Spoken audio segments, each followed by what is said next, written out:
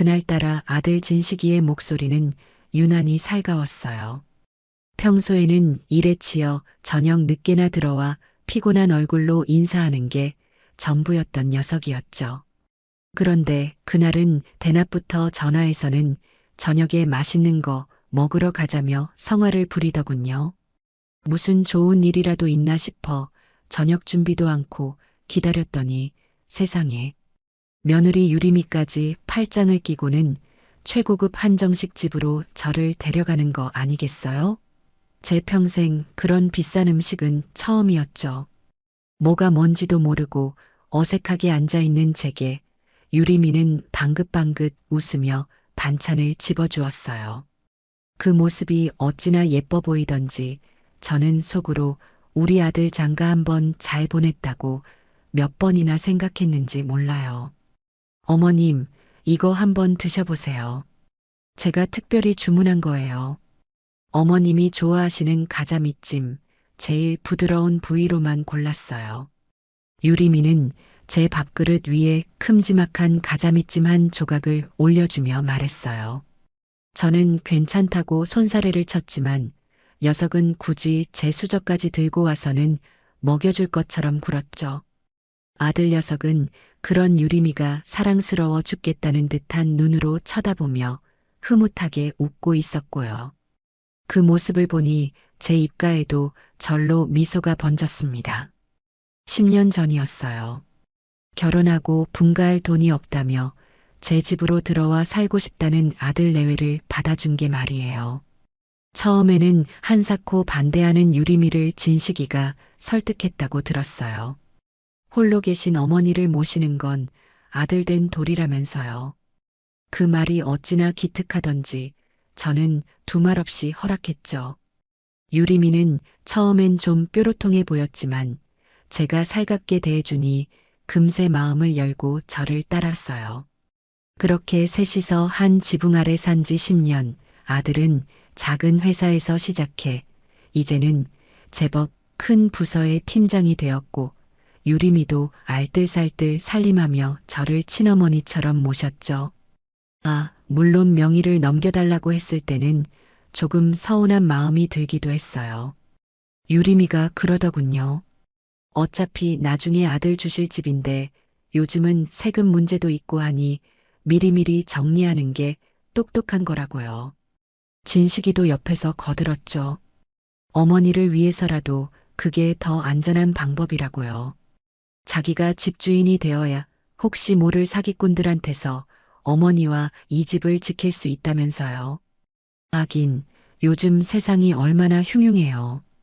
똑똑한 며느리와 듬직한 아들의 말을 듣는 게 맞겠다 싶어 저는 군말 없이 도장을 찍어 주었습니다. 그 후로도 우리 가족은 아무 문제 없이, 아니 오히려 더 화목하게 지냈어요. 한정식 집에 비싼 음식이 입으로 들어가는지 코로 들어가는지도 모르게 배를 채우고 나니 진식이가 조심스럽게 봉투 하나를 내밀었어요. 묵직한 봉투 안에는 비행기 표와 5만 원짜리 현금이 두둑하게 들어있더군요. 이게 다 뭐냐고 묻는 제게 아들은 환하게 웃으며 말했어요. 어머니, 평생 저희 때문에 고생만 하셨잖아요. 이번에 제가 보너스를 좀 받았어요. 어머니 해외여행 한번 보내드리는 게 제 평생 소원이었습니다. 뭐, 해외여행? 내가 무슨 해외여행이야. 나는 비행기도 무서워서 못 타. 그냥 너희 맛있는 거나 사 먹어. 저는 손사래를 치며 봉투를 밀어냈어요. 하지만 유리미가 제 손을 꼭 잡으며 애교 섞인 목소리로 말했죠. 어머님, 그러지 마세요. 이거 자기랑 저랑 어머님 생각해서 정말 열심히 준비한 거예요. 평생 고생만 하신 어머님께 드리는 저희 부부의 작은 선물이라고 생각해 주세요. 네. 가셔서 좋은 구경도 하시고 맛있는 것도 많이 드시고 오세요. 저희 걱정은 조금도 마시고요. 그렁그렁한 눈으로 저를 올려다보는 며느리의 얼굴을 보니 더는 거절할 수가 없었어요. 평생 제 이름으로 된 비행기 표 한 번 가져본 적 없는 저였죠. 동남아의 유명한 휴양지라는 곳이었는데 사진만 봐도 입이 떡 벌어지는 풍경이었어요. 제 인생에 이런 호사가 찾아올 줄이야. 저는 결국 못 이기는 척 고개를 끄덕였고 아들 내외는 마치 자기들이 여행을 가는 것처럼 기뻐하며 박수를 쳤습니다. 그날 밤 저는 잠을 설쳤어요. 설레는 마음 반, 아들 내외에 대한 고마운 마음 반이었죠. 캄캄한 방 천장을 보며 먼저 세상을 떠난 남편에게 속으로 말했습니다. 여보, 나 없이도 우리 진식이 저렇게 잘 컸어요. 당신이 하늘에서 보고 있다면 얼마나 기뻐할까요? 여행을 떠나는 날까지 유리미는 제 옆에 꼭 붙어 하나부터 열까지 살뜰하게 챙겨주었어요. 제 낡은 여행 가방을 보더니 어머님 가방이 너무 낡아서 혹시라도 고장나면 큰일 난다며 백화점에 데려가 번쩍이는 새 것으로 바꿔주었죠. 그러면서 제 낡은 가방은 자기가 버려주겠다고 가져가더군요. 그 안에는 제 신분증이며 비상금 그리고 남편과 찍은 낡은 사진이 들어 있었는데 그걸 옮길 경황도 없이 유리미의 성화에 못 이겨 새 가방을 끌고 나와야 했어요. 뭐 어차피 다녀오면 다시 찾을 수 있겠거니 생각했죠. 공항으로 가는 내내 유리미는 제 옷매무새를 만져주며 제잘거렸습니다. 어머님, 이 옷 정말 잘 어울리세요. 제가 고른 거라니까요. 가서 사진 많이 찍으셔야 해요. 혹시라도 돈 부족하시면 바로 전화하시고요. 아셨죠? 알았다, 알았어. 니들 덕에 내가 호강을 하는구나. 고맙다, 정말. 공항에 도착해서는 진식이가 제 손을 꼭 잡았어요. 녀석의 손은 어쩐지 조금 떨리는 것 같기도 하고 땀으로 축축했죠. 긴장했나 싶어 제가 등을 두드려주니 녀석은 애써 웃어 보이며 말했습니다. 어머니, 부디 몸 조심해서 잘 다녀오세요. 가서 저희 걱정은 마시고 세상에서 제일 행복한 시간 보내고 오셔야 해요. 저희는 어머니 돌아오실 날만 손꼽아 기다리고 있을게요. 출국장으로 들어가는 제 뒷모습을 향해 두 아이는 손을 흔들었어요. 그 모습이 눈에 밟혀 저도 몇 번이나 뒤를 돌아보았죠. 그게 그 아이들의 진짜 얼굴을 본 마지막 순간이 될 줄은 저는 정말 꿈에도 몰랐습니다. 여행지에 도착해서도 아들 내외는 하루가 멀다 하고 전화를 걸어왔어요. 제 안부를 묻고 날씨는 어떤지, 음식은 입에 맞는지 세세하게 챙겼죠. 저는 그런 아이들이 기특해서 돌아가면 더 잘해줘야겠다고 몇 번이나 다짐했습니다. 여행은 꿈만 같았어요. 푸른 바다와 하얀 모래사장, 달콤한 과일들. 평생 일만 하고 살아온 제게 주어진 선물 같은 시간이었죠. 저는 아이들에게 줄 작은 기념품들을 사며 어서 빨리 집에 돌아가 이 행복을 나누고 싶다는 생각뿐이었습니다. 일주일간의 꿈 같은 여행은 찰나처럼 지나갔고 저는 다시 인천공항에 발을 디뎠습니다. 비행기에서 내리자마자 휴대전화 전원을 켜고 제일 먼저 진식이에게 전화를 걸었어요. 공항에 마중 나오기로 약속했거든요. 익숙한 연결음이 몇 번 울리다가 이내 전화기가 꺼져 있어라는 차가운 기계음으로 바뀌더군요. 유리미에게 걸어봐도 결과는 마찬가지였어요. 저는 피식 웃음이 나왔죠. 이것들이 어제 늦게까지 놀다가 늦잠 자는구나. 저는 그저 바쁜 일이 있거나 늦잠을 자는 것이려니 대수롭지 않게 생각하고 혼자 공항 버스터미널로 향했습니다. 버스에 몸을 싣고 차창 밖으로 스쳐 지나가는 익숙한 풍경을 보니 비로소 집에 돌아왔다는 안도감이 밀려왔어요. 제 마음은 벌써 집에 가 있었죠. 아이들에게 여행지에서 겪었던 재미난 이야기들을 보따리처럼 풀어놓을 생각에 입가에 미소가 떠나질 않았습니다.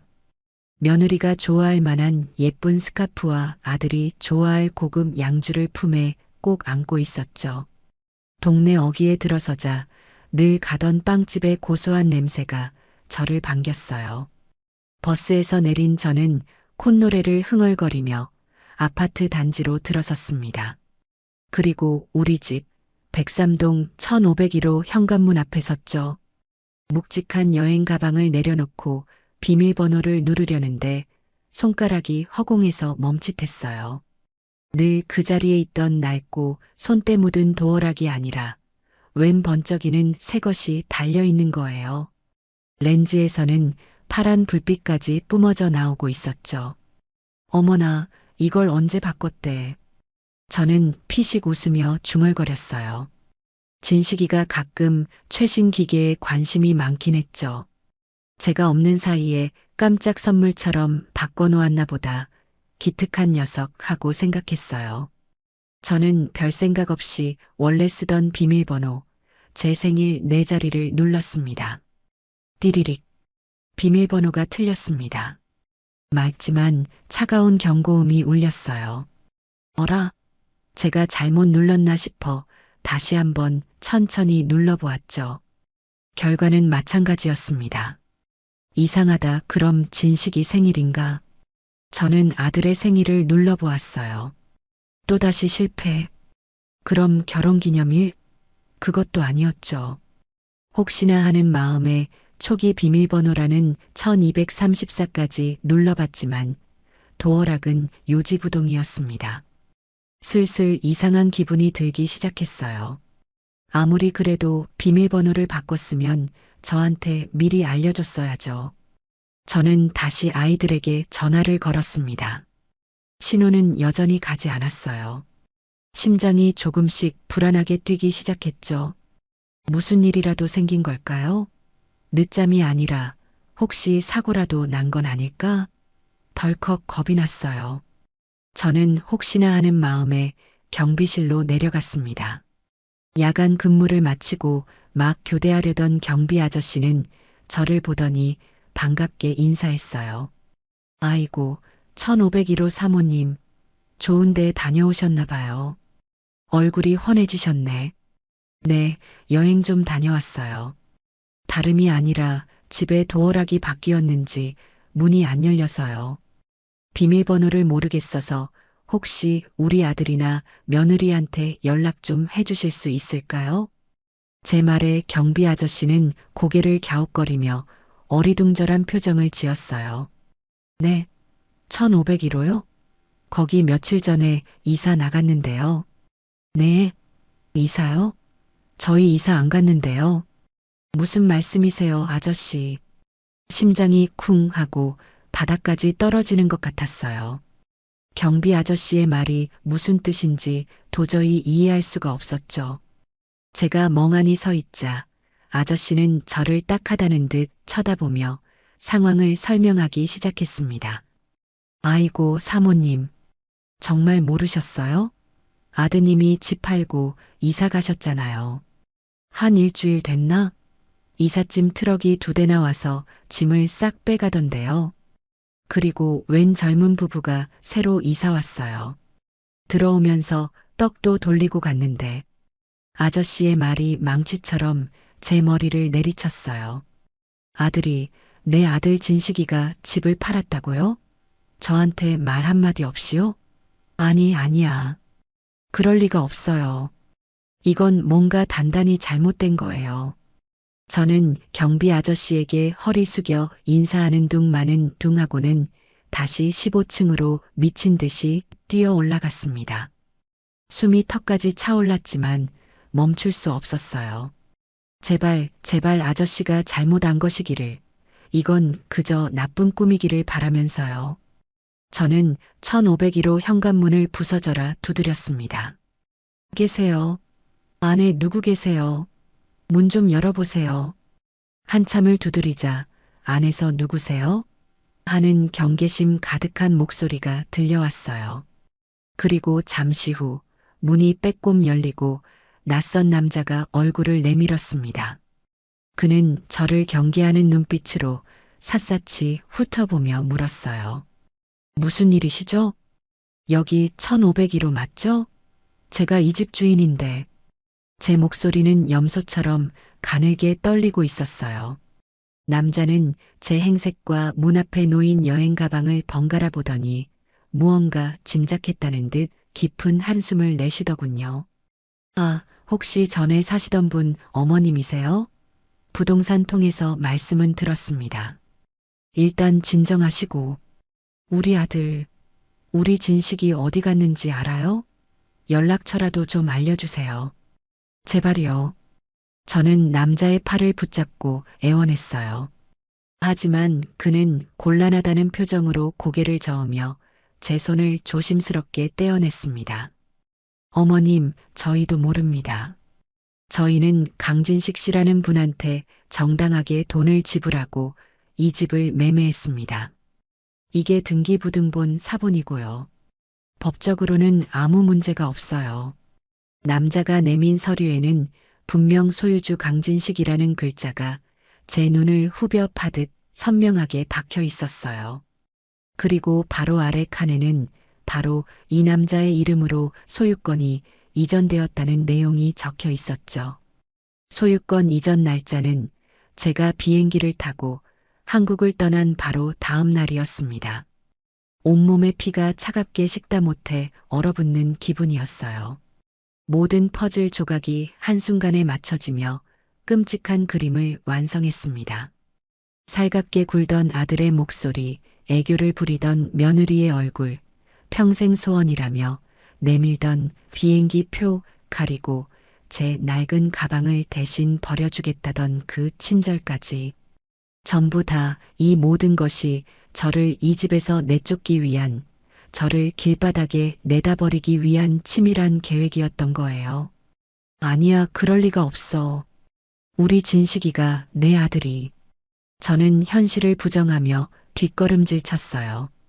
그때 집안에서 젊은 여자가 나오며 여보, 무슨 일이야? 하고 묻더군요. 여자는 저를 보더니 놀란 눈으로 남편의 등 뒤로 숨었어요. 그 모습이 마치 제가 이 집을 빼앗으러 온 강도라도 되는 것 같아 비참함에 눈앞이 흐려졌습니다.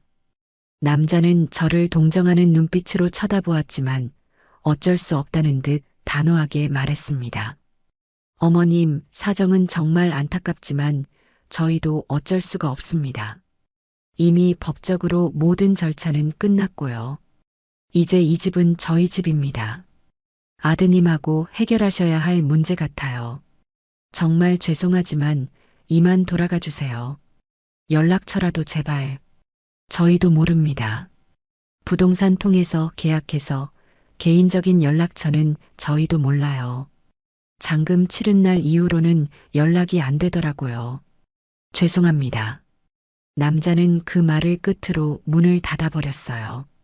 쾅 하고 닫히는 육중한 철문 소리가 제 심장이 무너져 내리는 소리처럼 들렸죠. 저는 텅 빈 복도에 그대로 주저앉아 버렸습니다. 한참 동안 아무 소리도 아무 생각도 할 수 없었어요. 눈물조차 나오지 않았죠. 그저 멍하니 제가 평생을 바쳐 살아온, 이제는 완벽한 남의 집이 되어버린 저 차갑고 단단한 현관문만 바라볼 뿐이었습니다. 남편과 함께 푼돈을 모아 장만하고 진식이를 낳아 업어 키우고 제 인생의 모든 희로애락이 담겨 있는 저 집이 이제는 제가 들어갈 수 없는 견고한 성이 되어버렸다는 사실을 도저히 믿을 수가 없었어요. 어떻게 그 아파트를 빠져나왔는지 기억나지 않아요. 정신을 차려보니 저는 아파트 단지 놀이터의 차가운 벤치에 웅크리고 앉아 있었습니다. 해는 이미 뉘엿뉘엿 지고 있었고 아이들의 웃음소리가 가득하던 놀이터는 텅 비어 있었죠. 가로등 불빛만이 제 초라한 그림자를 길게 늘어뜨리고 있었어요. 고개를 들면 15층의 환한 불빛이 보였습니다. 예전에는 퇴근길에 저 불빛을 보며 아, 이제 집에 다 왔구나 하는 안도감을 느꼈는데 이제는 그 불빛이 수천 개의 바늘이 되어 제 심장을 찌르는 것만 같았습니다. 저 불빛 아래에서 낯선 사람들은 따뜻한 저녁을 먹고 TV를 보며 웃고 있겠죠. 제가 평생을 쓸고 닦으며 가꾼 그 공간에서요. 저는 꺼져 있는 휴대전화를 붙들고 수백 번도 더 진식이의 이름을 불렀습니다. 진식아, 유리마. 대체 왜 그랬니?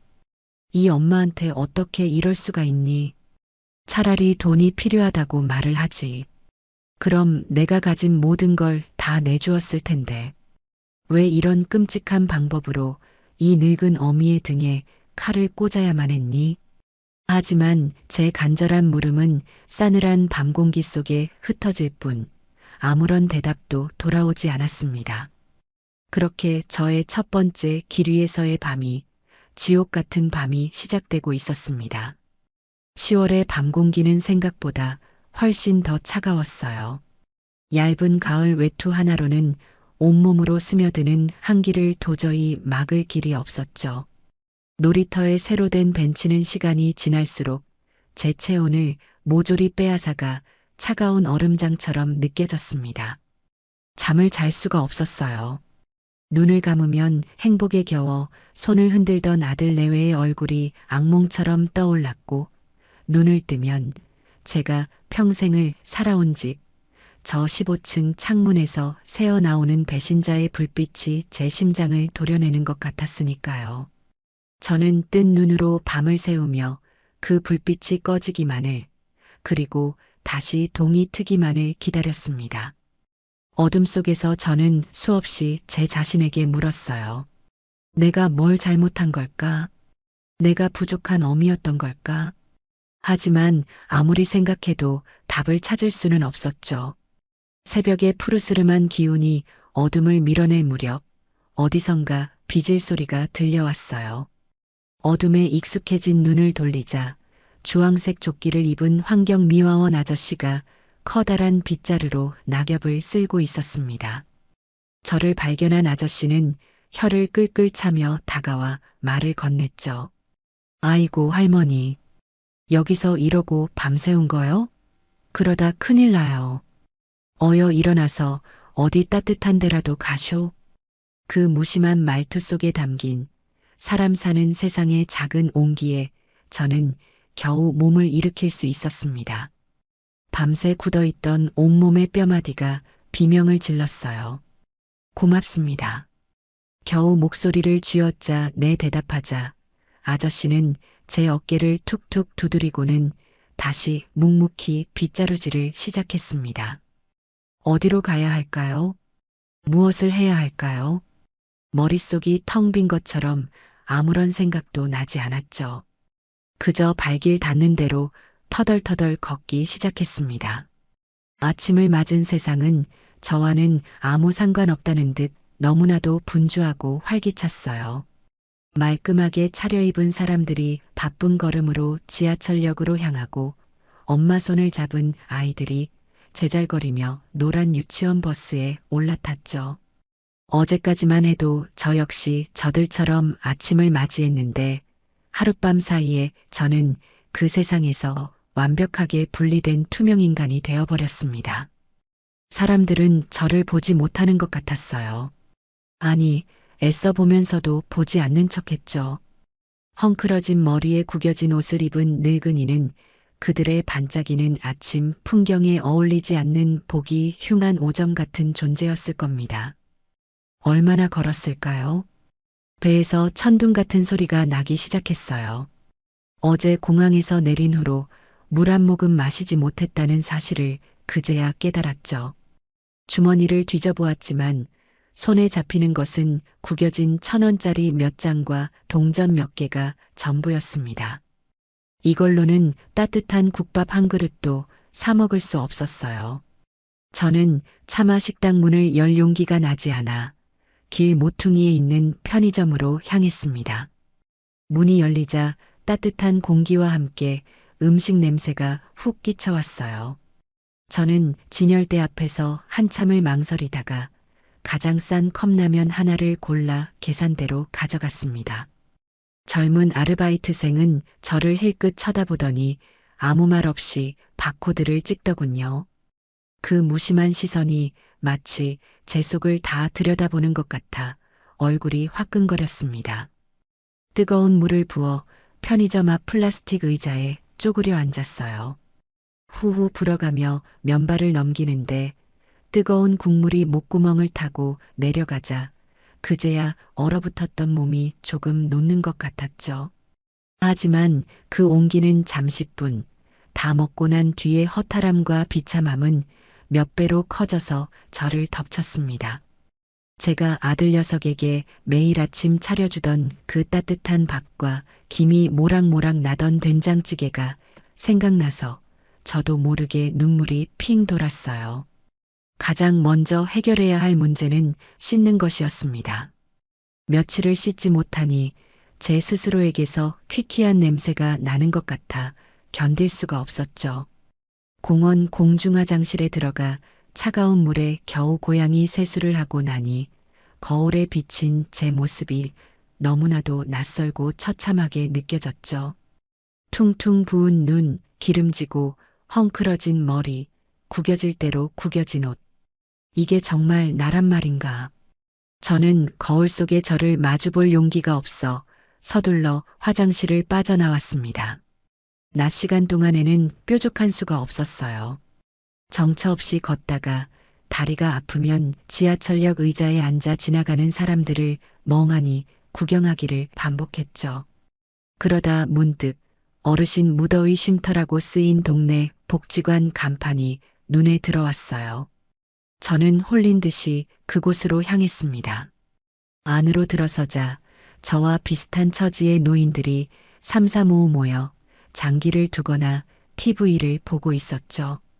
적어도 이곳에서는 저를 이상한 눈으로 쳐다보는 사람은 없었어요. 저는 구석자리에 조용히 앉아 잠시 눈을 붙였습니다. 얼마나 잤을까요? 어르신, 식사하고 가세요. 하는 소리에 잠을 깼습니다. 복지관에서 운영하는 무료 급식 시간이었어요. 저는 다른 노인들을 따라 길게 줄을 섰습니다. 배식구 너머로 보이는 하얀 밥과 따뜻한 국. 그걸 보니 저도 모르게 울컥 눈물이 쏟아질 것 같았죠. 식판을 받아들고 돌아서는데 한 할머니가 제게 말을 걸었어요. 새로 왔나 봐? 얼굴이 처음 보는 얼굴이네. 네, 그냥 지나가다가요. 어여 와서 앉아. 혼자 먹으면 맛없어. 저는 할머니의 맞은편에 조심스럽게 앉았습니다. 밥이 입으로 들어가는지 코로 들어가는지도 모르게 허겁지겁 먹는 제 모습을 보더니 할머니는 자기 밥그릇 위에 있던 계란 프라이를 제 밥 위로 툭 올려주며 말했죠. 많이 먹어. 이 나이엔 밥심으로 버티는 거야. 그 따뜻한 말 한마디와 계란 프라이 하나에 지난 며칠간 꾹꾹 눌러왔던 설움이 터져 나왔습니다. 저는 소리도 내지 못하고 밥알과 함께 눈물을 꿀꺽 삼켰어요. 그날 이후 저는 낮에는 복지관에서 시간을 보내고 밤에는 24시간 패스트푸드점에서 새우잠을 자는 생활을 이어갔습니다. 하지만 이런 생활이 언제까지고 계속될 수는 없었죠. 이렇게 무기력하게 시간만 보내다가는 정말 길 위에서 죽을 수도 있겠다는 공포가 밀려왔습니다. 저는 독하게 마음을 먹고 경찰서로 향했습니다. 아들을 실종 신고라도 해서 국가의 힘을 빌려서라도 그 녀석을 찾아야겠다고 생각했어요. 하지만 경찰서에서 저를 맞이한 것은 차갑고 높은 현실의 벽이었습니다. 접수 창구의 젊은 경찰관은 제 이야기를 건성으로 듣더니 형사과로 저를 안내했어요. 잠시 후 피곤한 기색이 역력한 형사 한 명이 제 앞에 앉았습니다. 어머님, 그래서 아드님이랑 며느님이 집을 팔고 연락이 두절됐다. 이 말씀이시죠? 네, 맞아요. 이건 사기예요, 사기. 이 늙은 어미를 속이고 전 재산을 들고 도망간 거라고요. 당장 잡아다가. 저는 흥분해서 목소리를 높였지만 형사는 제 말을 자르며 컴퓨터로 무언가를 조회하기 시작했어요. 어머님, 잠시만요. 등기부등본을 확인해 보니 집 명의가 아드님 이름으로 되어 있었고 매매 계약도 법적으로는 아무 문제가 없는데요. 명의는 그 애들이 하도 졸라서 제가 넘겨준 거예요. 홀어머니 모시는데 그게 더 안전하다고, 세금 문제도 그렇다고 해서. 제 절박한 호소에도 형사는 곤란하다는 듯 머리를 극적이며 말했습니다. 어머님 심정은 충분히 이해합니다. 그런데요, 어머님이 직접 인감도장 찍어서 명예 이전을 해주신 거잖아요. 그럼 법적으로는 증여가 성립된 거예요. 아드님이 자기 소유의 집을 판 걸 저희가 사기라고 단정할 수가 없습니다. 아니, 그게 무슨 말이에요? 그럼 저는요? 저는 이제 어디서 살라고요? 이건 명백한 사기인데 왜 조사를 안 해준다는 거예요? 저는 너무나도 억울하고 분해서 책상을 내리치며 소리쳤어요. 그러자 옆에 있던 다른 형사가 다가와 제 팔을 잡으며 말했습니다. 어머님, 진정하세요. 요즘 자식들하고 재산 문제로 이렇게 얽혀서 오시는 어르신들이 한두 분이 아니에요. 속상하신 마음은 알겠지만 이건 가족끼리 해결하셔야 할 문제입니다. 저희가 강제로 아드님을 찾아드리거나 할 법적 근거가 부족합니다. 가족끼리 해결하라고요? 이미 가족이길 포기하고 저를 내버린 녀석들과 무슨 수로 해결을 하라는 말인가요? 법이라는 것이 얼마나 힘없고 약한 사람에게 가혹한 것인지를 뼈저리게 깨닫는 순간이었습니다. 저는 무력감과 절망감에 휩싸여 경찰서를 빠져나왔어요. 이제 정말로 이 세상에 저를 도와줄 사람은 아무도 없었습니다. 그날 저는 정말 모든 것을 포기하고 싶었어요. 어두컴컴한 지하철역 구석에 웅크리고 앉아 이대로 영원히 잠들어 버렸으면 좋겠다는 생각까지 했죠. 하지만 그 순간 제 귓가에 먼저 세상을 떠난 남편의 목소리가 환청처럼 들려왔습니다. 선주야, 당신까지 무너지면 안 돼. 당신은 우리 진식이 엄마잖아. 그렇게 약한 사람 아니잖아. 그래요. 저는 약한 사람이 아니었어요. 평생 시장 바닥에서 꾸준히 일 마다하지 않고 억척같이 살아온 이선주였죠. 저는 눈물을 닦고 자리에서 일어났습니다. 아무도 나를 도와주지 않는다면 내 스스로 길을 찾으면 되는 거였어요. 이대로 주저앉아 아들의 배신을 곱씹으며 죽어버리기엔 제 인생이 너무나도 억울했습니다. 저는 다시 구립도서관을 찾았습니다. 이제는 잠을 자기 위해서나 추위를 피하기 위해서가 아니었어요. 그곳에 있는 컴퓨터를 이용해 저만의 전쟁을 시작하기 위해서였죠. 무엇부터 시작해야 할지 막막했지만 뭐라도 해야만 했습니다. 며칠 동안 저는 그저 멍하니 컴퓨터 앞에 앉아 아들과 며느리의 이름을 수백 번씩 검색해 보았어요. 하지만 예상대로 그들의 흔적은 어디에도 없었죠. 그러던 어느 날 저는 무심코 도서관 휴게실에서 젊은 학생들이 스마트폰을 보며 웃고 떠드는 모습을 보게 되었습니다. 그들의 작은 화면 속에는 화려한 음식 사진과 아름다운 풍경 사진들이 쉴 새 없이 올라오고 있었죠. 그 순간 제 머릿속에 번개처럼 한 장면이 스쳐 지나갔습니다. 작년 제 생일이었어요. 진식이가 큰맘 먹고 비싼 레스토랑을 예약했었죠. 스테이크가 나오자마자 포크를 들려던 제게 유리미가 손사래를 치며 말했던 기억이 생생하게 떠올랐습니다. 어머님, 잠시만요. 아직 드시면 안 돼요. 왜 그러니? 음식 다 식겠다. 아니에요, 어머님. 요즘은 이렇게 사진부터 찍어서 남기는 게 유행이에요. 일명 인증샷이라고 하죠. 보세요. 이렇게 각도를 잘 맞춰서 찍으면 얼마나 맛있어 보여요? 이걸 SNS에 올려서 친구들한테 자랑도 해야죠. 유리미는 음식이 식는 것은 아랑곳하지 않고 몇 분 동안이나 사진을 찍어댔어요. 그리고는 바로 스마트폰으로 무언가를 한참 두드리고는 만족스러운 미소를 지었죠.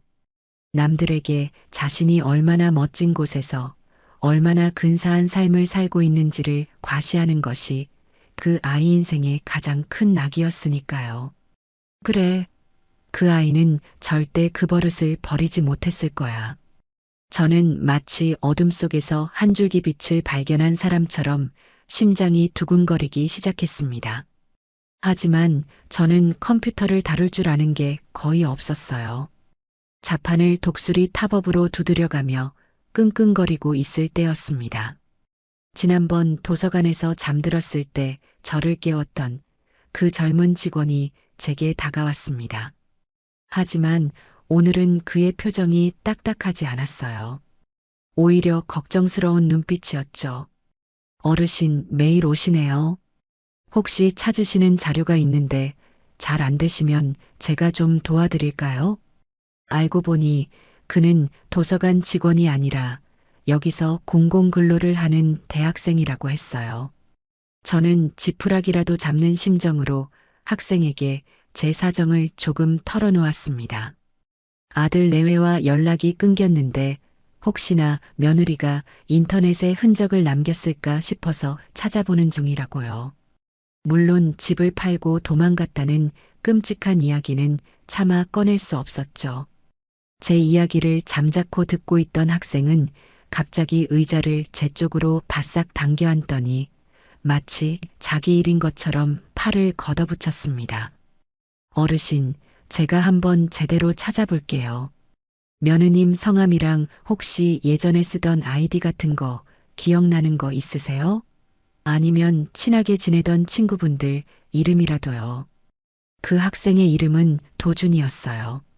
할머니 손에 자랐다는 도준 학생은 제게서 돌아가신 할머니의 모습을 보는 것 같다며 유독 저를 따랐죠. 저는 기억을 더듬어 유림이와 유독 가깝게 지냈던 친구 몇 명의 이름을 알려주었습니다. 도준 학생의 손놀림은 마술사처럼 현란했어요. 저는 뭐가 뭔지도 모르는 영어 단어들이 가득한 화면을 그저 멍하니 바라보고만 있었죠. 도준 학생은 유림이 친구들의 SNS를 하나하나 샅샅이 뒤지기 시작했습니다. 그리고 마침내 한 친구의 사진첩에서 유림이와 함께 찍은 예전 사진을 발견했습니다. 사진 밑에는 유림이의 계정이 태그되어 있었지만 클릭해보니 이미 사라진 계정이라고 나왔죠. 역시 계정을 없앴네요. 아주 작정을 한 것 같아요. 하지만 괜찮아요. 방법이 아주 없는 건 아니에요. 도준 학생은 포기하지 않았어요. 그는 그 사진에 좋아요를 누르거나 댓글을 단 수백 명의 사람들의 목록을 일일이 확인하기 시작했습니다. 저는 그저 미안하고 고마워서 어쩔 줄을 몰랐습니다. 학생, 나 때문에 공부도 못하고 이게 무슨 고생이야. 이제 그만해도 괜찮아. 아니에요, 할머니. 거의 다 온 것 같아요. 조금만 더 해볼게요. 꼭 찾을 수 있을 거예요. 그렇게 몇 시간이 흘렀을까요? 도준 학생이 갑자기 찾았다. 라고 외쳤어요. 도서관의 정적을 깨는 소리에 주변 사람들이 쳐다봤지만 우리는 아랑곳하지 않았죠. 그가 가리킨 곳에는 아주 낯선 아이디의 계정이 있었죠. 프로필 사진은 예쁜 강아지 사진이었고 이름도 처음 들어보는 영어 이름이었습니다. 아니, 이게 어떻게 유림이 계정인 줄 알아? 이 사람이 유림 씨 친구들 대부분을 팔로우하고 있어요. 그리고 보세요. 비공개 계정인데 게시물 숫자가 300개가 넘어요. 보통 이렇게까지 많이 올리는 비공개 계정은 자기 일상을 과시하고 싶은데 아는 사람한테는 들키고 싶지 않은 사람들이 쓰는 전형적인 방법이거든요. 결정적으로 이 아이디에 사용된 숫자가 며느님 생신이랑 똑같아요. 도준 학생의 말에 저는 소름이 돋는 것 같았어요. 하지만 문제는 그 계정이 비공개라는 것이었죠. 우리가 볼 수 있는 건 아무것도 없었어요. 제 얼굴에 실망한 기색이 떠오르자 도준 학생은 웃으며 걱정 말라고 저를 안심시켰습니다. 그는 곧바로 새로운 계정을 하나 만들었어요. 프로필 사진은 도준 학생이 만든 강남 여성이었죠.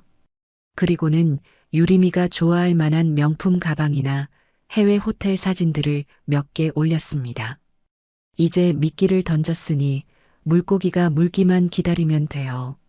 며느님 성격상 자기랑 비슷한 부류라고 생각하면 분명히 친구 신청을 받아줄 거예요. 허영심 많은 사람들의 특징이거든요. 자기보다 더 잘난 사람들과 어울리고 싶어 하는 거. 우리는 팔로우 신청을 하고 초조하게 기다렸습니다. 하루, 이틀, 사흘이 지나도 아무런 소식이 없었어요. 저는 점점 희망을 잃어갔죠. 하지만 도준 학생은 조급해하지 말라며 저를 다독였습니다. 그리고 닷새째 되던 날이었어요. 도서관 컴퓨터를 켜자마자 도준 학생의 얼굴에 환한 미소가 번졌습니다. 할머니, 됐어요. 물었어요. 그 사람이 우리 친구 신청을 받아줬어요. 그 순간 저는 저도 모르게 자리에서 벌떡 일어났습니다.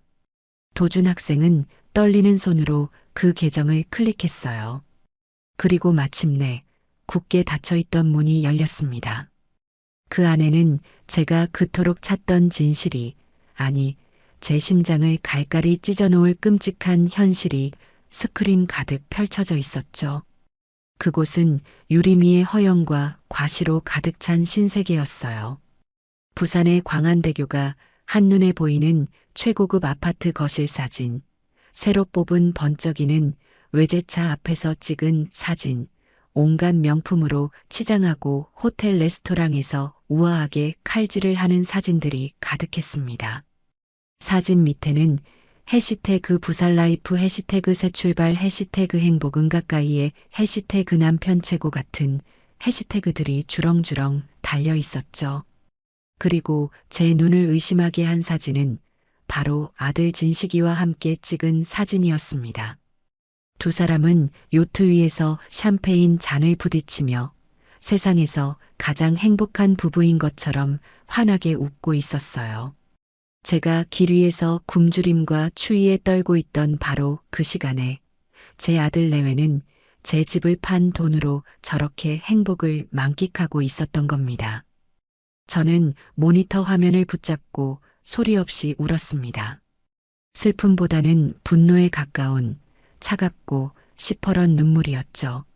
제 옆에서 이 모든 것을 지켜보던 도준 학생은 아무 말 없이 제 어깨를 감싸 안아주었습니다. 이제 모든 것이 명확해졌어요. 그들의 위치, 그리고 그들의 죄까지도요. 저의 절망은 이제 차가운 결심으로 바뀌고 있었습니다. 부산. 그 이름 석자가 제 심장에 뜨거운 낙인처럼 새겨졌습니다. 도준 학생과 함께 넘겨본 며느리 유리미의 SNS 계정은 그야말로 그들만의 리그를 적나라하게 보여주는 전시장이었죠. 한 장 한 장 사진을 넘길 때마다 제 심장은 수천 개의 유리 파편에 찔리는 것처럼 아파왔습니다. 광안대교가 병풍처럼 펼쳐진 초고층 아파트의 통유리창 앞에서 와인 잔을 부딪히는 사진, 번쩍이는 하얀색 외제차 운전석에 앉아 오늘도 달려볼까? 라며 윙크를 하는 유리미의 사진, 요트 위에서 명품 선글라스를 끼고 아들 진식이와 입을 맞추는 사진까지. 그 모든 사진 밑에는 어김없이 해시태그 부살라이프, 해시태그 새출발, 해시태그 행복은 만들어가는 것, 해시태그 남편 사랑해 같은 역겨운 글귀들이 주렁주렁 매달려 있었습니다. 제가 길 위에서 차가운 빵으로 끼니를 때우고 낯선 이들의 경멸 어린 시선을 받으며 쪽잠을 자던 바로 그 시간에 제 아들 내외는 제 평생이 담긴 집을 판 돈으로 저렇게 눈부신 행복을 만끽하고 있었던 겁니다. 저는 모니터 화면을 붙잡고 소리 없이 울었습니다. 슬픔 때문이 아니었어요. 온몸의 피가 거꾸로 솟구치는 듯한 서늘하고 시퍼런 분노 때문이었죠. 제 옆에서 이 모든 것을 말없이 지켜보던 도준 학생이 주먹을 꽉 쥐며 말했습니다. 할머니, 이건 정말 사람이 할 짓이 아니에요. 당장 이 사진들 전부 증거로 모아서 변호사한테 가요. 제가 아는 분 중에 시민단체에서 일하시는 좋은 변호사님 계세요. 제가 연결해 드릴게요. 아니, 학생. 저는 흐르던 눈물을 손등으로 닦아내며 고개를 저었습니다. 눈물은 멈췄고 뜨거웠던 분노는 어느새 차가운 얼음처럼 굳어 제 심장에 박혔습니다. 나는 돈을 돌려받고 싶은 게 아니야. 돈은 있다가도 없고 없다가도 있는 거지. 나는 그 아이들이 자기들 발로 지옥에 들어갈 때까지 자기들이 쌓아 올린 그 행복이 얼마나 허망한 모래성이었는지 깨닫게 해주고 싶어. 법은 내 편이 아니었어. 이번엔 내 방식대로 해야만 해. 제 눈빛에서 무언가 다른 결심을 읽었는지 도준 학생은 더 이상 아무 말도 하지 않았어요. 그저 제 손을 꼭 잡아주며 말했죠. 할머니, 무슨 일이 있어도 저는 할머니 편이에요. 도움이 필요하면 언제든지 꼭 연락 주세요. 그 따뜻한 한마디가 제게는 천군만마와도 같았습니다. 문제는 당장 부산으로 갈 차비 한 푼 없는 것이 현실이라는 거였죠. 제가 가진 것이라고는 남루한 옷가지가 든 작은 가방과 사람에 대한 깊은 배신감뿐이었으니까요. 며칠 밤낮으로 고민했습니다.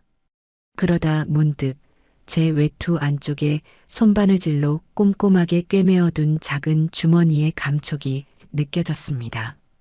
그 안에는 제가 시집 올 때 친정어머니가 제 손에 끼워주시며 이거 팔아서 밥 굽는 일은 없어야 한다고 말씀하셨던, 그리고 남편이 세상을 떠나기 전 제 손에 꼭 쥐어주며 당신 부적처럼 지니고 다녀라고 말했던 낡은 금반지 하나가 들어 있었죠. 이것만은 세상이 무너져도 제 목숨처럼 지키고 싶었던 제 인생의 마지막 보루이자 자존심이었습니다. 손이 덜덜 떨렸어요. 이 반지를 판다는 것은 제 인생의 모든 것을 부정하고 남편과 어머니와의 마지막 연결고리를 끊어내는 것만 같아 망설여졌죠. 하지만 이대로 주저앉아 있을 수만은 없었어요. 저는 눈을 질끈 감고 종로의 귀금속 상가로 향했습니다. 차가운 유리 진열장 너머로 보이는 번쩍이는 보석들이 제 초라한 행색을 비웃는 것 같았죠. 금은방 주인은 제 손에 들린 반지를 보더니 돋보기로 이리저리 살펴보며 심드렁하게 말했습니다. 아이고 할머니, 이거 아주 오래된 거네요. 요즘 이런 건 금값밖에 못 쳐드려요. 세공비는 무슨, 그냥 녹여야 할 판인데 얼마 받을 수 있는데요? 제게는 아주 소중한 물건이라. 어디 보자. 할머니 사정 딱해 보이니 내가 조금 더 쳐드릴게.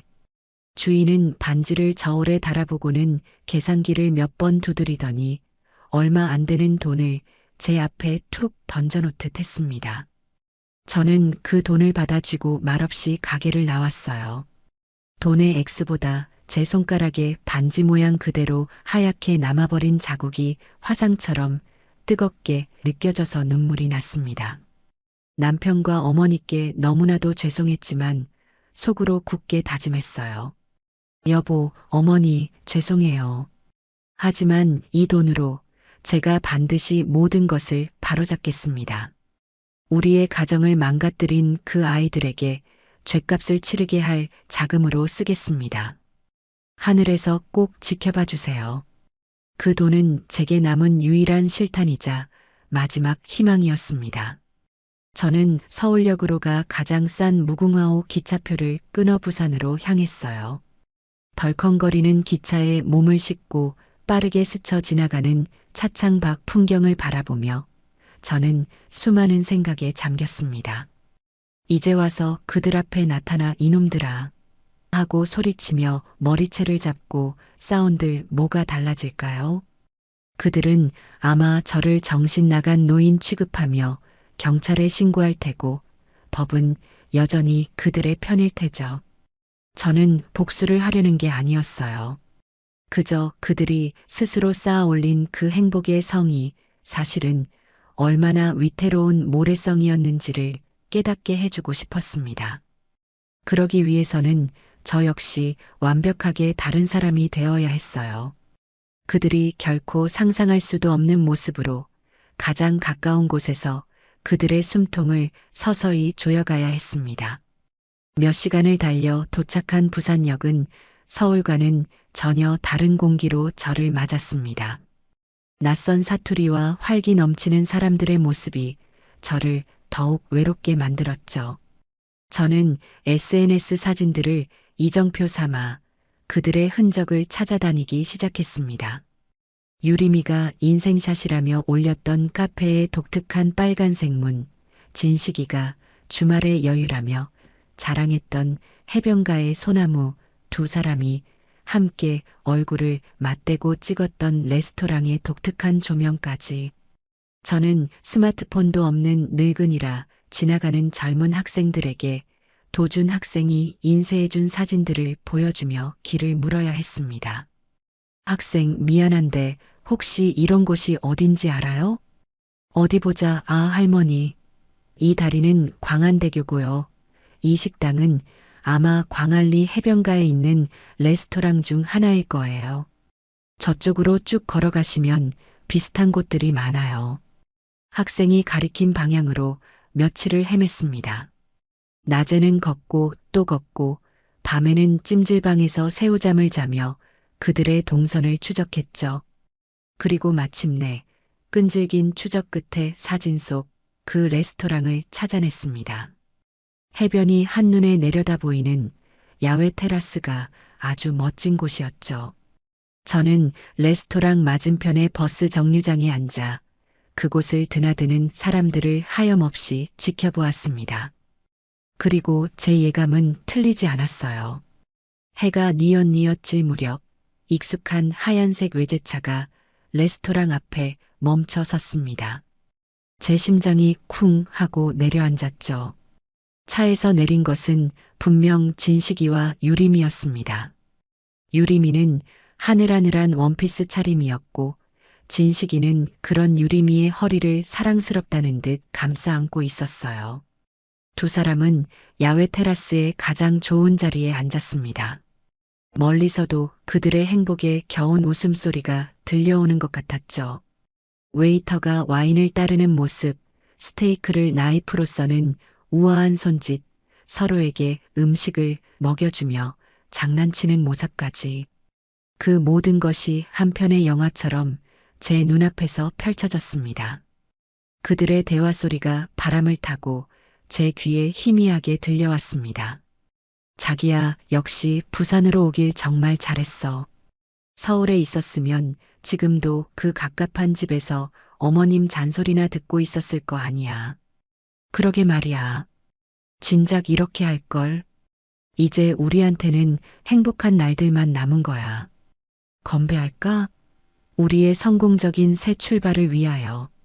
두 사람은 와인 잔을 부딪히며 까르르 웃음을 터뜨렸습니다. 그 순간 제 눈에서 흐르던 눈물이 뚝 그쳤습니다. 슬픔도 분노도 아니었어요. 그 모든 감정이 사라진 자리에 얼음장처럼 차갑고 서늘한 결심만이 남았죠. 그래, 저 행복이 바로 너희들의 죄의 증거다. 마음껏 웃어둬라.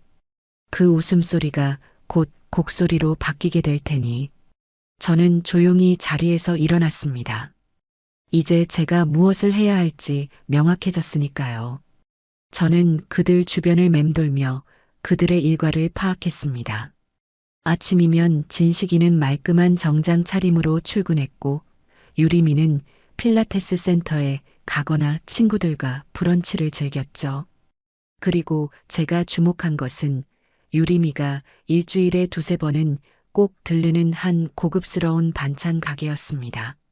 셰프의 손길이라는 거창한 이름이 붙은 그 가게는 유리미처럼 허영심 많고 요리하기 싫어하는 사람들에게는 최고의 장소일 터.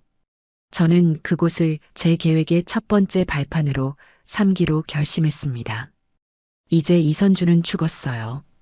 저는 완벽한 타인이 되어 그들의 삶 가장 깊숙한 곳으로 스며들 준비를 시작했습니다. 낯선 도시 부산에서의 외롭고도 치밀한 저의 싸움은 그렇게 조용히 막을 올리고 있었습니다. 저는 아들 내외가 사는 그 화려한 아파트 단지 근처의 부동산으로 향했습니다. 하지만 그들의 성으로 들어갈 생각은 추호도 없었어요. 오히려 그 반대였죠. 사장님, 이 근처에 혹시 보증금 없이 월세만 선불로 내는 방이 있을까요? 아주 작고 허름해도 괜찮습니다. 햇빛이 안 들어와도 상관없고요. 부동산 사장은 제 남루한 행색을 위아래로 훑어보더니 귀찮다는 듯 손가락으로 언덕 너머를 가리켰습니다. 저기 언덕만 넘어가면 달동네 비슷한 곳이 하나 있는데 거기 가면 그런 방이 있을지도 모르겠네. 우리 부동산에서는 그런 건 취급 안 해요. 저는 고맙습니다라고 인사하고 그가 가리킨 방향으로 향했습니다. 가파른 언덕을 오르자 화려한 아파트 단지와는 전혀 다른 세상이 펼쳐졌어요. 금방이라도 쓰러질 듯한 낡은 빌라들이 다닥다닥 붙어 있었고 골목은 어둡고 축축했죠. 저는 그곳에서 월세 있음이라고 쓰인 낡은 종이가 붙은 한 빌라를 발견했습니다. 주인 할머니는 제 사정을 듣더니 보증금도 없이 한 달치 월세 20만 원만 받고 반지하 방 열쇠를 건네주었어요. 문을 열자 퀴퀴한 곰팡이 냄새가 코를 찔렀습니다. 창문이라고는 있었지만 좁고 긴 창문 너머로는 지나가는 사람들의 발목과 더러운 길바닥만 보일 뿐이었죠.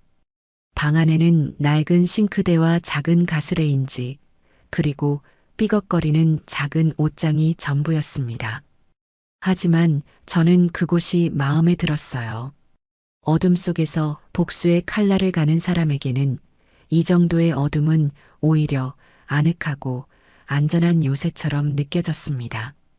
그날 밤 저는 뜬 눈으로 밤을 새우며 제 계획의 다음 단계를 구상했습니다. 그들의 눈앞에 나타나기 위해서는 먼저 이선주는 이 세상에서 완벽하게 사라져야만 했어요. 다음 날 아침 저는 가장 먼저 동네의 작고 낡은 미용실을 찾았습니다. 파마향 냄새가 코를 찌르고 할머니 서너 분이 앉아 수다를 떨고 있는 그런 곳이었죠. 저는 거울 앞에 앉아 원장님께 부탁했습니다. 원장님, 이 머리 좀 아주 짧게 잘라주세요. 남자처럼요. 그리고요, 아주 새하얗게 염색도 좀 해주세요. 미용실 원장님은 제 허리까지 오는 긴 머리를 아깝다는 듯 쳐다보며 몇 번이나 되물었습니다. 아이고, 어머님. 이 좋은 머리를 왜 자르려고 그래요? 염색도 까만색으로 하면 훨씬 젊어 보이실 텐데 왜 하필 백발로? 무슨 안 좋은 일이라도 있으셨소? 그냥요, 이제 다 귀찮아서요. 지난 세월 다 정리하고 새로 살고 싶어서 그러니 그냥 제가 해달라는 대로 좀 해주세요. 제 단호한 말투에 무언가를 느꼈는지 원장님은 더 이상 묻지 않고 가위를 들었습니다. 싹둑 싹둑. 가위 소리가 제 귀에는 마치 곡소리처럼 들렸어요. 수십 년간 저와 함께했던 세월의 흔적들이 남편이 그토록 곱다고 쓰다듬어 주던 그 머리카락이 힘없이 바닥으로 뭉텅뭉텅 떨어져 내렸습니다. 거울에 비친 제 모습은 생전 처음 보는 낯선 얼굴이었습니다. 머리가 하얗게 센 고생에 잔뜩 찌들어 눈빛만 형형하게 살아있는 어느 시골 할머니의 모습이었죠.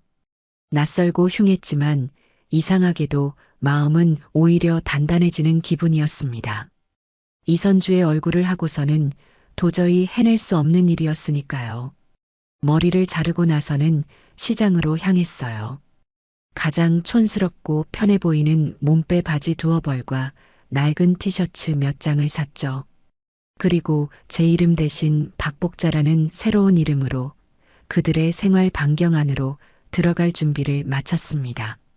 제가 정한 첫 번째 무대는 바로 며느리 유림이가 일주일에 두세 번은 꼭 들른다는 고급 반찬 가게였어요.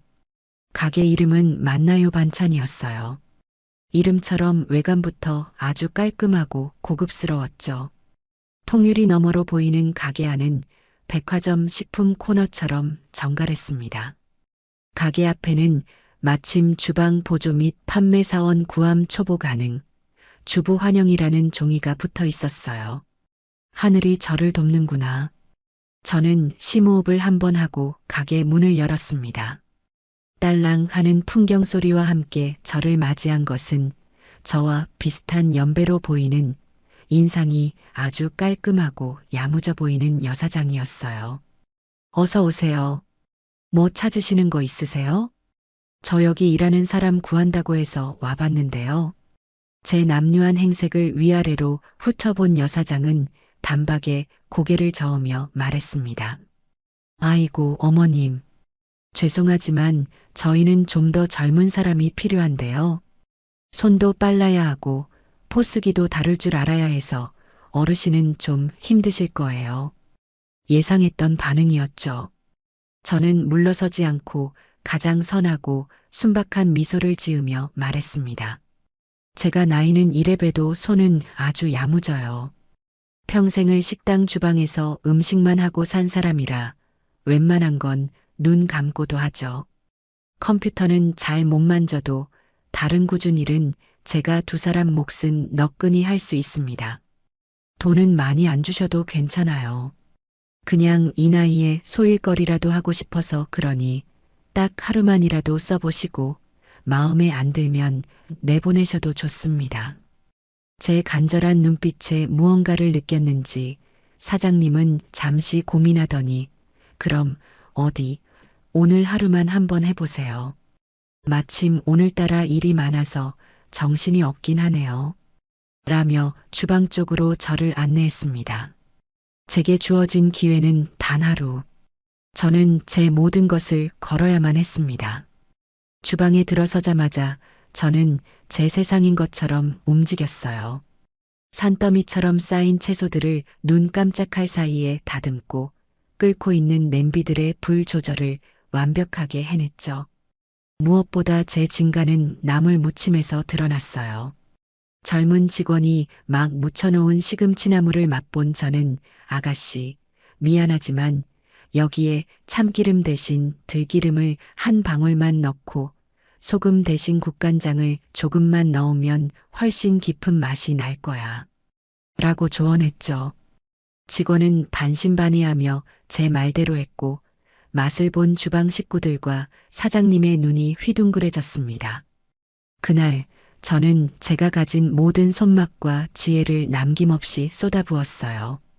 하루 일이 끝날 무렵 녹초가 된 제게 사장님이 다가와 따뜻한 차 한 잔을 건네며 말했습니다. 어머님, 제가 사람을 잘못 봤네요. 정말 죄송합니다. 혹시 괜찮으시다면 내일부터 당장 출근해 주실 수 있을까요? 월급은 다른 직원들이랑 똑같이 넉넉하게 챙겨드릴게요. 정말요, 사장님?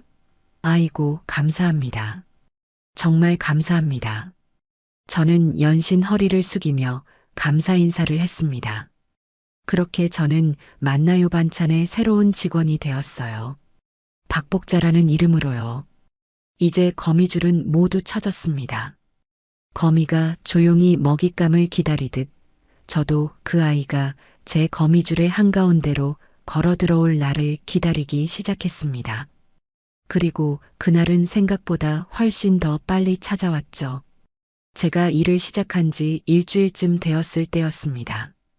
딸랑 하는 풍경 소리와 함께 가게 문이 열리고 얼굴의 반을 가리는 명품 선글라스를 낀 유린이가 들어섰습니다. 심장이 철렁 내려앉아 바닥까지 곤두박질 치는 것 같았지만 저는 애써 태연한 척하며 고개를 숙여 인사를 건넸어요. 어서 오세요, 사모님. 유리미는 저를 위아래로 쓱 훑어보더니 선글라스를 살짝 내리며 아주 거슬린다는 투로 말하더군요. 어라, 아줌마 새로 왔나 봐요? 사장님은 어디 가시고? 사장님은 잠시 은행 일 보러 가셨어요. 뭐 필요하신 거 있으세요?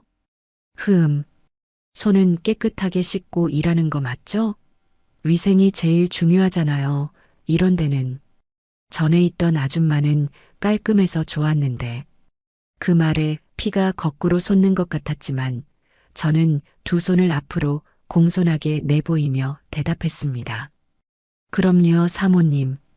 저희는 수시로 손 씻고 위생 장갑도 꼭 끼고 일하고 있어요. 걱정 마세요. 유리미는 못마땅한 표정으로 진열대를 둘러보더니 가장 비싼 전복장과 한우 갈비찜을 손가락으로 툭툭 가리켰어요.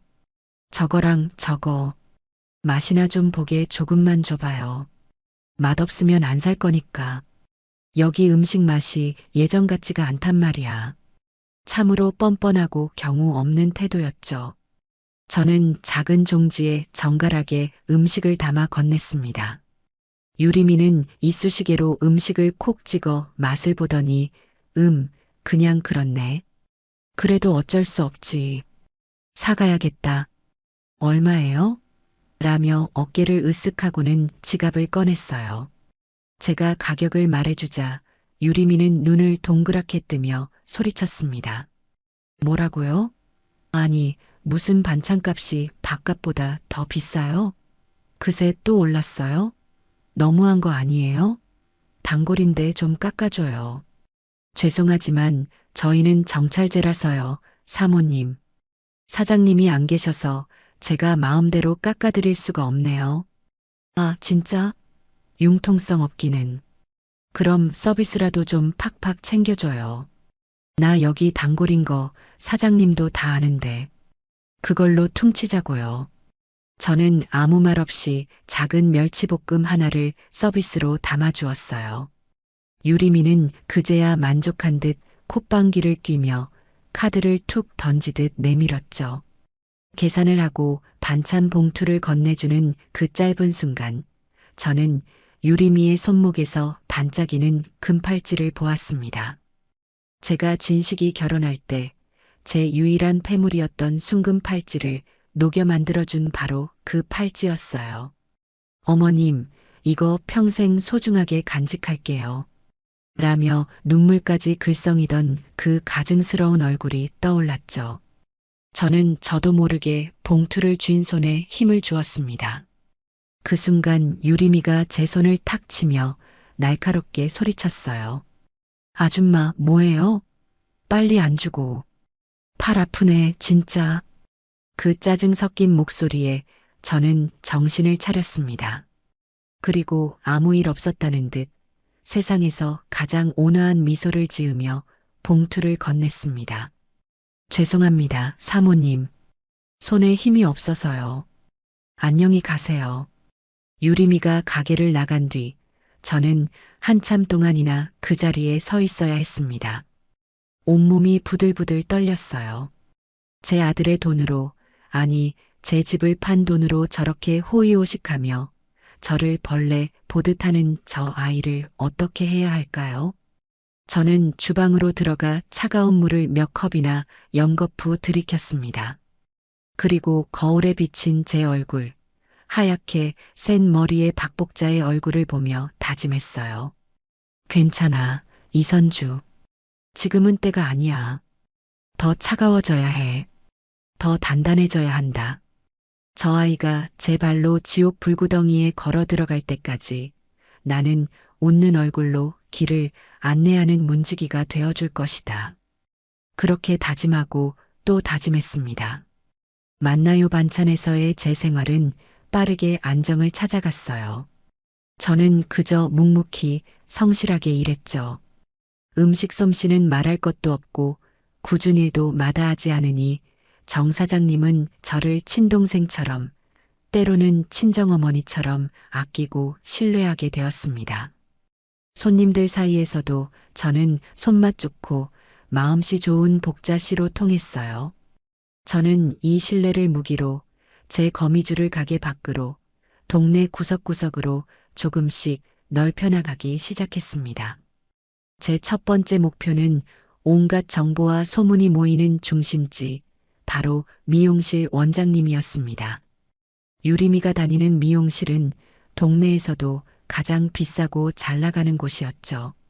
원장님은 최 원장이라고 불렸는데 한번 입이 열리면 동네의 온갖 비밀들을 복물처럼 쏟아내기로 유명했어요.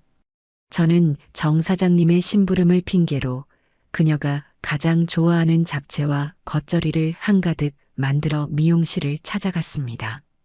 최 원장님, 저희 사장님이 원장님 고생하신다고 좀 갖다 드리라고 하네요. 일하시면서 출출할 때 한번 맛보세요.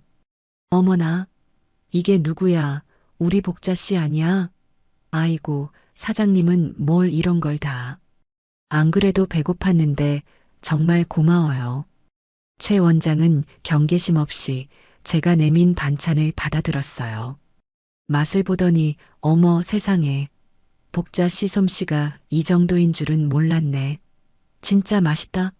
파는 것보다 훨씬 맛있는데? 라며 호들갑을 떨었죠. 저는 그 틈을 놓치지 않고 자연스럽게 대화를 이어갔습니다. 미용실 손님들 칭찬, 최 원장의 뛰어난 미용 기술 칭찬을 늘어놓으며 그녀의 마음의 벽을 허물었죠. 그 후로도 저는 종종 맛있는 반찬을 만들어 미용실에 가져다 주었습니다. 최 원장은 저를 완전히 자기 사람으로 생각하게 되었고 온갖 동네 소문들을 제게 털어놓기 시작했습니다. 그리고 제가 기다리던 유리미에 대한 이야기도 자연스럽게 흘러나왔죠. 복자 씨, 그 새로 이사 온 백일동 사모님 알지? 서유림 씨. 어휴, 속이 아주 텅텅 빈 깡통이야, 깡통. 머리하러 올 때마다 얼마나 자기 남편 자랑, 돈 자랑을 하는지 몰라. 서울에서 엄청 큰 사업을 하다가 건강 문제로 잠시 쉬러 부산으로 내려왔다나 뭐라나. 아주 소설을 써요, 소설을. 저는 맞장구를 치며 은근슬쩍 질문을 던졌어요. 어머, 그러시구나. 젊은 사람들이 참 대단하네요. 그럼 시댁 어른들도 다 서울에 계시고 그런가 봐요? 명절 때도 보면 어디 안 가고 동네에 있는 것 같던데. 제 말에 최 원장은 목소리를 한껏 낮추고 주변을 살피더니 제 귀에 대고 속삭였어요. 글쎄 말이야. 내가 궁금해서 한번 물어봤거든. 시어머님은 안 계시냐고. 그랬더니 얼굴이 싹 굳으면서 시어머니는 오래전에 돌아가셨고 다른 가족들하고는 다 연 끊고 산다고 하더다고. 뭔가 구린 사연이 있는 것 같긴 한데 더 물어보진 못했지. 찝찝하잖아. 돌아가셨다고? 멀쩡히 살아 숨쉬는 이 어미를 저 세상 사람으로 만들다니. 저는 속에서 부글부글 끓어오르는 것을 꾹 눌러 참으며 세상에서 가장 안타까운 표정으로 대답했어요. 아이고 저런. 안 됐네요. 그렇게 젊은 나이에 어머님을 여의었으니 얼마나 어른들의 사랑이 그립겠어요. 그래서 동네 어른들한테 더 잘하려고 애쓰는가 보다. 저는 일부러 어른이라는 단어에 힘을 주어 말했죠. 제 의도를 알아차리지 못한 최 원장은 고개를 끄덕이며 말을 이었습니다. 맞아. 그래서 그런지 우리 동네 사모님들 최고 모임인 광송회에 그렇게 들어가고 싶어서 안달이 났잖아. 특히 그 모임 회장인 윤 회장님한테 잘 보이려고 아주 간이고 쓸개고 다 빼줄 것처럼 굴더라고. 근데 윤 회장님이 어떤 분이야? 그런 애들 속은 훤히 꿰뚫어 보시는 분이지. 씨알도 안 먹히는 것 같더라고. 광송회 그리고 윤 회장. 저는 그 이름들을 제 마음속 장부에 똑똑히 새겼습니다. 제 계획의 다음 단추가 될 이름들이었죠. 저의 다음 목표는 동네 부동산의 박 사장이었어요. 그는 남자치고는 꽤 수다스러웠고 동네의 집안 사정이나 재산 문제에 대해서는 모르는 게 없는 정보통이었죠. 저는 그에게도 반찬을 배달하며 안면을 텄습니다. 그리고 어느 날 아들 내외가 사는 아파트를 가리키며 아무것도 모르는 척 부러운 투로 물었어요. 사장님, 저 집은 참 좋아 보이네요. 얼마나 하려나? 우리 아들내미도 장가갈 때 저런 집 하나 턱 사주면 소원이 없겠네. 박 사장은 어깨를 으쓱하며 기다렸다는 듯이 말했습니다. 복자 씨 말도 마요. 저기 지금 시세가 하늘 높은 줄 모르고 치솟고 있어요. 마침 저기 1,501호가 얼마 전에 거래됐는데 젊은 부부가 와서 글쎄 묻지도 따지지도 않고 현금으로 떡 하니 사가더라고. 서울에서 왔다는데 돈이 얼마나 많은 건지. 사업하는 사람이라던데 왠지 좀 미심쩍은 구석도 있고. 미심쩍다니요? 왜요? 아니, 뭐랄까. 집을 보러 올 때부터 좀 그랬어.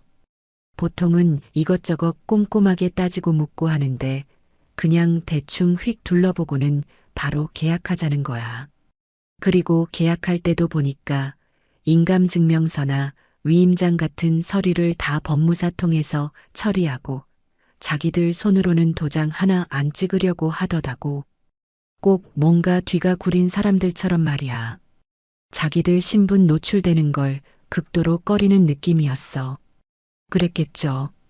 그 모든 서류들은 모두 저를 속여서 제 낡은 가방에서 훔쳐낸 제 신분증과 인감으로 만든 가짜 위임장을 통해 발급받은 것들이었을 테니까요. 모든 정보 조각들이 하나둘씩 모여 끔찍한 진실이라는 큰 그림을 완성해 가고 있었어요. 시간은 흘러 아들 진식이가 동네에서 자신의 이미지를 좋게 만들기 위해 불우이웃 돕기 연말 바자회를 연다는 소문이 들렸어요. 아파트 부녀회와 함께 주최하는 제법 큰 행사였죠. 저는 그 소식을 듣고 가장 먼저 자원봉사 신청을 했습니다. 행사 당일 저는 가장 허름한 옷을 입고 가장 힘든 자리인 떡볶이와 어묵 코너를 맡았어요. 뜨거운 김 앞에서 쉴 새 없이 땀을 흘리며 일하고 있는데 말쑥하게 차려입은 진식이가 사람들 앞에서 인사말을 하기 위해 단상에 올랐습니다. 안녕하십니까, 주민 여러분. 백일동 1501호에 사는 강진식입니다. 추운 연말, 우리 주변의 어려운 이웃들과 따뜻한 정을 나누고자 이런 자리를 마련했습니다. 작은 정성이지만 큰 사랑으로 되돌아오는 기적을 함께 만들어갔으면 좋겠습니다. 뻔뻔하기 짝이 없는 연설이었죠. 연설을 마친 진식이는 행사장을 둘러보며 사람들과 일일이 악수를 나누었습니다. 그리고는 마침내 제 앞에 섰어요. 땀으로 범벅이 된 제 얼굴을 보며 진식이는 인자한 미소를 지으며 말했습니다. 어머님, 정말 고생이 많으십니다. 어머님 같은 분들의 헌신 덕분에 우리 동네가 더 따뜻해지는 것 같습니다. 이거 드시고 힘내세요. 진식이는 제 손에 따뜻한 어묵꼬치 하나를 쥐어주었습니다. 제 아들이 제 손으로 밥을 먹여 키운 내 아들이 저를 알아보지 못하고 동정의 의미로 어묵꼬치를 건네는 그 순간 저는 제 심장이 차갑게 얼어붙는 것을 느꼈습니다. 저는 아무 말 없이 고개를 숙였고 진식이는 만족스러운 미소를 지으며 다른 곳으로 가버렸죠. 저는 그가 쥐어준 어묵을 쳐다보며 속으로 칼을 갈았습니다. 그래, 진식아. 마음껏 위선을 떨거라. 그 가면을 내가 갈기갈기 찢어줄 날이 머지 않았으니. 바자회가 끝나고 제 예상대로 유리미의 다음 목표는 광송회에 들어가는 것이었어요. 저는 반찬 가게 사장님을 통해 그 모임의 회장인 윤 회장이 가정의 화목과 어른 공경을 가장 중요하게 생각하는 인물이라는 정보를 다시 한번 확인했습니다. 저는 그날 이후로 윤 회장님이 가게에 들르는 날이면 더욱 정성을 다해 모셨습니다. 그녀가 좋아하는 나물은 간을 삼삼하게 맞춰 따로 묻혀놓고 그녀의 혈압을 생각해 약재를 넣은 특별한 국을 서비스로 내어드렸죠.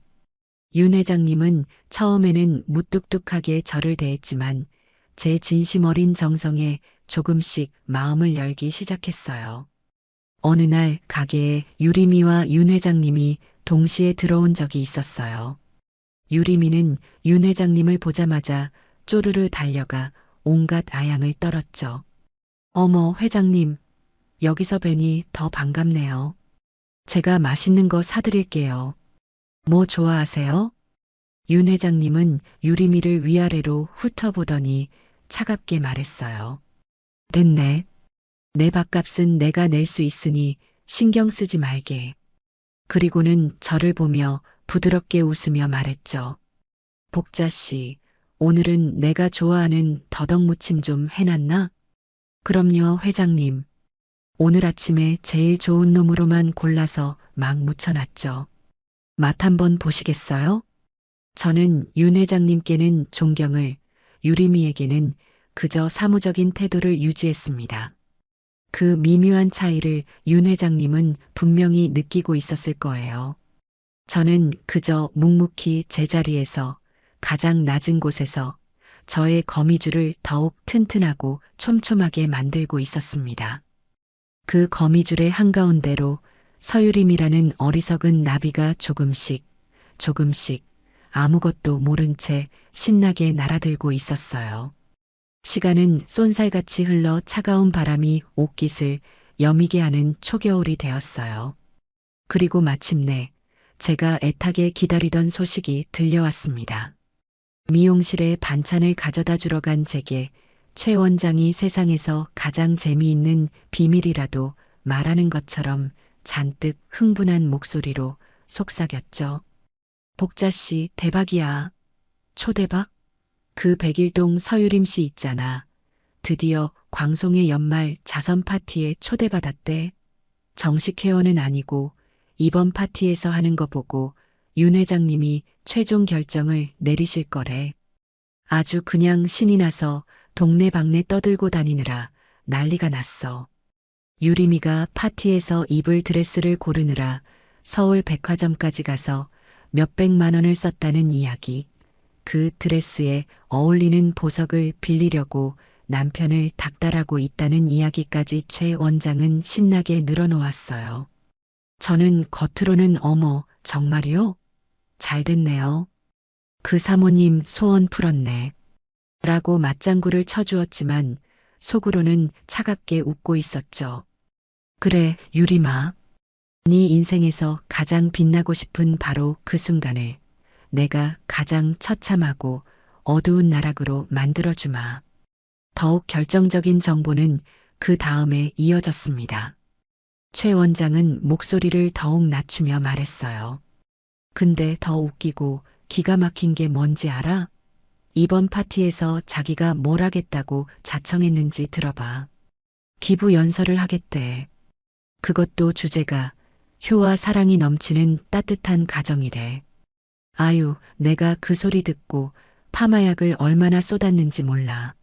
살아있는 시어머니는 죽었다고 거짓말하는 애가 효도를 논한다니. 지나가던 개가 웃다가 뒤집어질 일 아니야? 최 원장은 뭐가 그리 우스운지 배를 잡고 웃었지만 저는 등줄기에 소름이 돋는 것 같았어요. 하늘이 제게 완벽하다 못해 잔인할 정도로 완벽한 무대를 차려주고 있다는 확신이 들었죠. 저는 그날 밤 제 어둡고 축축한 반지하 방에서 수화기 너머로 들려올 목소리를 떠올리며 공중전화로 향했습니다. 제 이야기를 처음부터 끝까지 들어주고 자기 일처럼 분노해 주었던 그 착하고 똑똑한 학생 도준이었죠. 몇 번의 신호음 끝에 조금 더 어른스러워진 도준 학생의 목소리가 들렸습니다. 여보세요? 도준 학생, 나예요. 서울 도서관에서 만났던 할머니. 할머니, 세상에 할머니 맞으세요? 그동안 연락도 없으셔서 얼마나 걱정했는지 몰라요. 어디 계세요? 별일 없으신 거죠? 도준 학생은 마치 잃어버렸던 가족이라도 찾은 것처럼 반가워했어요. 저는 길게 말할 시간이 없다고 말하며 본론을 꺼냈습니다. 도준 학생, 나 좀 도와줘야겠어. 아주 중요한 일이야.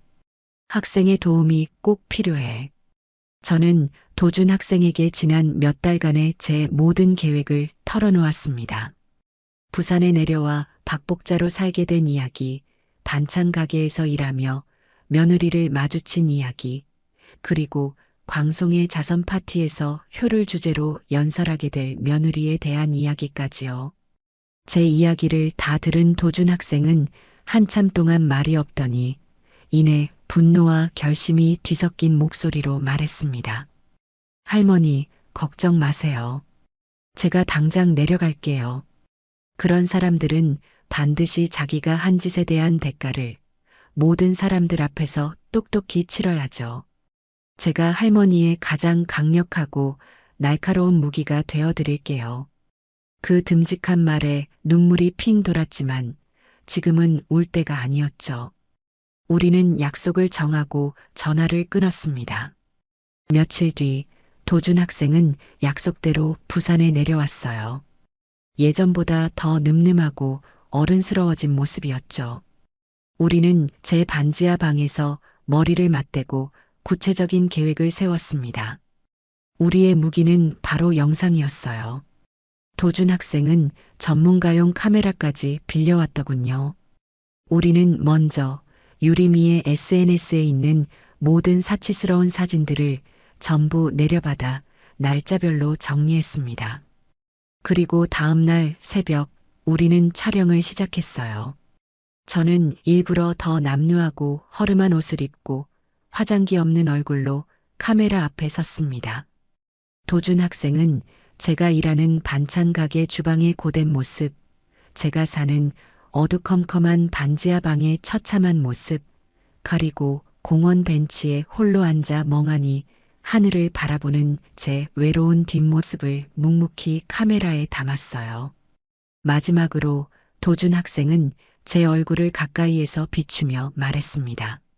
할머니, 이제 카메라 렌즈를 보고 아드님한테 하고 싶은 말을 하세요. 진짜 아들한테 말한다고 생각하고 마음속에 있는 말을 전부 다 하세요. 저는 카메라 렌즈를 아들 진식이의 눈이라고 생각했어요. 지난 몇 달간 꾹꾹 눌러 담아왔던 모든 감정들이 한꺼번에 터져 나왔습니다. 진식아, 유리마 엄마야. 잘 지내는 거지? 밥은 잘 챙겨 먹고 다니는 거니? 엄마 밥 한 끼만 사주면 안 되겠니? 엄마는 괜찮아. 엄마는 그냥 너희가 행복하게 잘 살면 그거면 돼. 보고 싶다, 내 아들. 딱 한 번만이라도 너희 얼굴 한 번 실컷 봤으면 엄마는 이제 더 바랄 게 없겠다. 제 연기는 완벽했어요. 아니, 그건 연기가 아니었죠. 제 찢어지는 진심이었습니다. 제 눈에서 흐르는 눈물은 진짜였고 제 목소리의 떨림도 진짜였어요. 촬영을 마친 도준 학생의 눈가도 붉게 젖어 있었죠. 도준 학생은 그날 밤을 꼬박 세워 영상을 편집했습니다. 영상의 전반부에는 경쾌한 음악과 함께 유리미의 화려하고 사치스러운 일상들이 파노라마처럼 펼쳐졌어요. 그리고 후반부 음악이 뚝 끊기고 화면이 암전되었다가 아무 소리 없이 길 위에서 고생하는 제 모습들을 기추기 시작했죠. 그리고 마지막 제 눈물의 호소로 영상은 끝을 맺었습니다. 영상의 마지막에는 하얀 글씨로 이런 자막이 들어갔죠. 이 모든 일은 바로 오늘 이 시간에도 벌어지고 있는 누군가의 진실입니다. 이제 남은 것은 이 영상을 어떻게 파티장에서 틀 것인가 하는 문제였어요. 도준 학생은 파티가 열리는 호텔의 홈페이지를 뒤져 그날의 행사 진행 계획표를 알아냈습니다. 그리고는 부산 지역 대학 신문사의 학생 기자인 척하며 호텔 연회장 담당자에게 아주 정중하고 논리적인 목소리로 전화를 걸었어요. 여보세요? 담당자님. 저는 부산대학교 신문방송학과에 재학 중인 김도준이라고 합니다. 다름이 아니라 저희가 이번 광송의 자선 파티를 취재해서 기부 문화에 대한 긍정적인 기사를 쓰려고 하는데요. 혹시 괜찮으시다면 파티의 의미를 더하기 위해 저희가 만든 짧은 공익 영상을 하나 틀어주실 수 있을까 해서요. 소외된 독거노인들의 현실에 대한 영상인데 자선 파티의 취지와도 아주 잘 맞을 것 같습니다. 도준 학생의 똑똑하고 신뢰감 가는 말투에 담당자는 별 의심 없이 허락해 주었어요. 파티 당일 서유림 씨의 연설이 시작되기 직전에 음향 및 영상 체크를 위해 잠시 시간을 주기로 약속까지 받아냈죠. 모든 준비는 끝났습니다. 파티가 열리기 바로 전날, 저는 제 마지막 카드를 꺼내 들었어요. 제가 그동안 반찬 가게에서 일하며 푼푼히 모아둔 돈을 전부 털어 백화점, 식품관에서 최고급 한우와 자연산 종이버섯을 샀습니다. 그리고 밤을 새워 최고의 갈비찜과 궁중 떡볶이를 만들었죠. 다음 날 아침 저는 그것을 가장 고급스러운 그릇에 정성껏 포장해서 윤 회장님의 댁으로 직접 찾아갔습니다.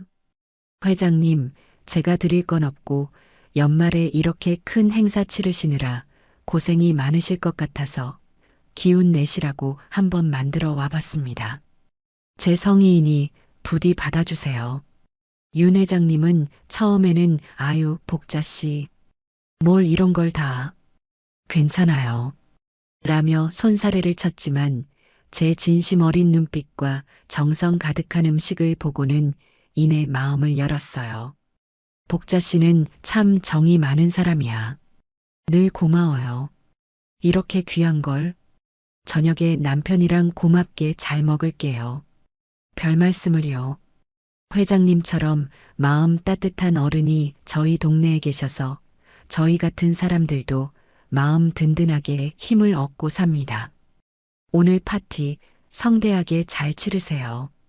저는 윤 회장님의 마음속에 정 많고 마음 따뜻하고 어른을 진심으로 공경할 줄 아는 박복자라는 사람을 쐐기박듯 선명하게 새겨두고 돌아왔습니다. 파티가 열리는 저녁, 저는 반찬 가게의 배달 직원인 척하며 행사장 뒤편으로 조용히 들어갔습니다. 화려한 드레스와 턱시도를 입은 사람들 사이에서 제 허름한 작업복은 완벽한 보호색이 되어 주었죠. 잠시 후 무대 위로 눈부신 하얀색 드레스를 입은 유리미가 올라섰습니다. 천사 같은 얼굴로 세상에서 가장 역겨운 연설을 하기 위해서였죠. 존경하는 광송회 회원 여러분, 그리고 내외 귀빈 여러분. 오늘 이 자리에 서게 되어 무한한 영광입니다. 저는 오늘 효와 사랑이 넘치는 따뜻한 가정에 대해 이야기하고자 합니다. 부모님에 대한 효도야말로 이 세상 모든 행복의 근원이자 시작이라고 저는 굳게 믿습니다. 그 위선적인 목소리를 들으며 저는 어둠 속에서 조용히 미소 지었습니다. 모든 주사위는 던져졌어요. 폭풍 전야의 고요함 속에서 저는 며느리 서유림이 그녀 인생의 가장 반짝이는 조명 아래 가장 깊고 어두운 나락으로 떨어질 그 영광의 순간을 조용히 기다리고 있었습니다. 파티장의 모든 조명이 꺼지고 오직 무대 위 순백의 드레스를 입은 며느리 서유림에게만 스포트라이트가 쏟아졌어요. 정말이지 그 순간만큼은 천사가 따로 없었죠. 하지만 그 천사의 입에서 흘러나오는 말들은 제 귀에 악마의 속삭임처럼 역겹게 들려왔습니다. 존경하는 광송회 회원 여러분, 그리고 이 자리를 빛내주신 내외 귀빈 여러분. 오늘 이 뜻깊은 자리에 서게 되어 무한한 영광이에요. 유리미는 감격에 겨운 듯 잠시 말을 멈추고는 객석을 향해 우아하게 고개를 숙였어요. 기다렸다는 듯이 박수 소리가 터져 나왔죠. 특히 제 옆쪽에 앉은 젊은 사모님들은 감탄사를 연발했어요. 어머, 저분 너무 아름답다. 배우 아니야? 목소리도 어쩜 저렇게 고와? 남편이 정말 좋겠네. 저는 어둠 속에서 그 모든 것을 지켜보며 조용히 숨을 죽였습니다. 그래, 실컷 즐기거라. 네 인생의 가장 높은 곳은 바로 지금 이 순간일 테니. 저는 오늘 효와 사랑이 넘치는 따뜻한 가정에 대해 이야기하고자 해요. 그 말을 내뱉는 순간 저는 저도 모르게 헛웃음이 나올 뻔한 것을 간신히 참았죠. 유리미는 아랑곳하지 않고 세상에서 가장 슬픈 표정을 지어 보이며 말을 이어갔어요. 저는 안타깝게도 일찍이 시어머님을 여의었어요. 살아생전에 단 한 번이라도 더 따뜻한 밥 한 끼 차려드리지 못한 것이 제 평생의 한으로 남아있죠. 아마 하늘에 계신 우리 어머님도 오늘 이 자리에 선 제 모습을 보셨다면 분명 우리 애기 참 장하다 하시며 대견해 하셨을 거예요. 유리미는 하얀 손수건으로 눈가를 살짝 찍어내는 신용까지 했어요. 그 가증스러운 연기에 몇몇 마음 약한 사모님들은 아이고 안 됐어라 하며 눈시울을 붉히기도 했죠. 객석 한가운데에 앉아있던 윤 회장님의 표정은 여전히 무뚝뚝했지만 고개를 작게 끄덕이는 것처럼 보이기도 했습니다. 제 아들 진식이는 가장 앞자리에서 자랑스러운 아내를 바라보며 세상에서 가장 행복한 남자의 미소를 짓고 있었고요. 부모님에 대한 효도야말로 이 세상 모든 행복의 근원이자 시작이라고 저는 굳게 믿어요. 저희 부부가 오늘 이 자리에 기부하는 이 작은 정성 또한 하늘에 계신 저희 어머님께 바치는 작은 효도의 마음입니다. 여기 계신 모든 분들도 바로 그 순간이었어요. 유리미의 연설이 절정에 달하며 감동적인 배경음악이 깔리려던 바로 그 찰나 갑자기 파티장의 모든 스피커에서 지지직하는 굉음이 터져 나왔습니다. 무대 뒤편의 대형 스크린은 검게 변했다가 파란 화면으로 바뀌기를 반복했죠. 유리미는 당황한 기색이 역력한 얼굴로 무대 뒤편을 쳐다보며 말했어요. 어머, 잠시만요. 음향에 문제가 좀 있나 봐요. 죄송해요. 진식이도 자리에서 벌떡 일어나 호텔 직원을 향해 소리쳤죠. 이봐요. 이게 무슨 경우야. 빨리 처리 안 해요?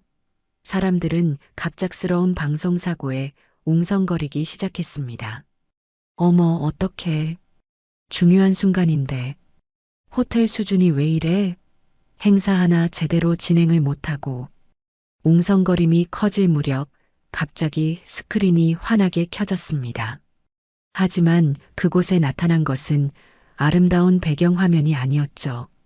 경쾌하고 발랄한 최신 유행가가 흘러나오며 화면 가득 화려한 사진들이 파노라마처럼 펼쳐지기 시작했어요.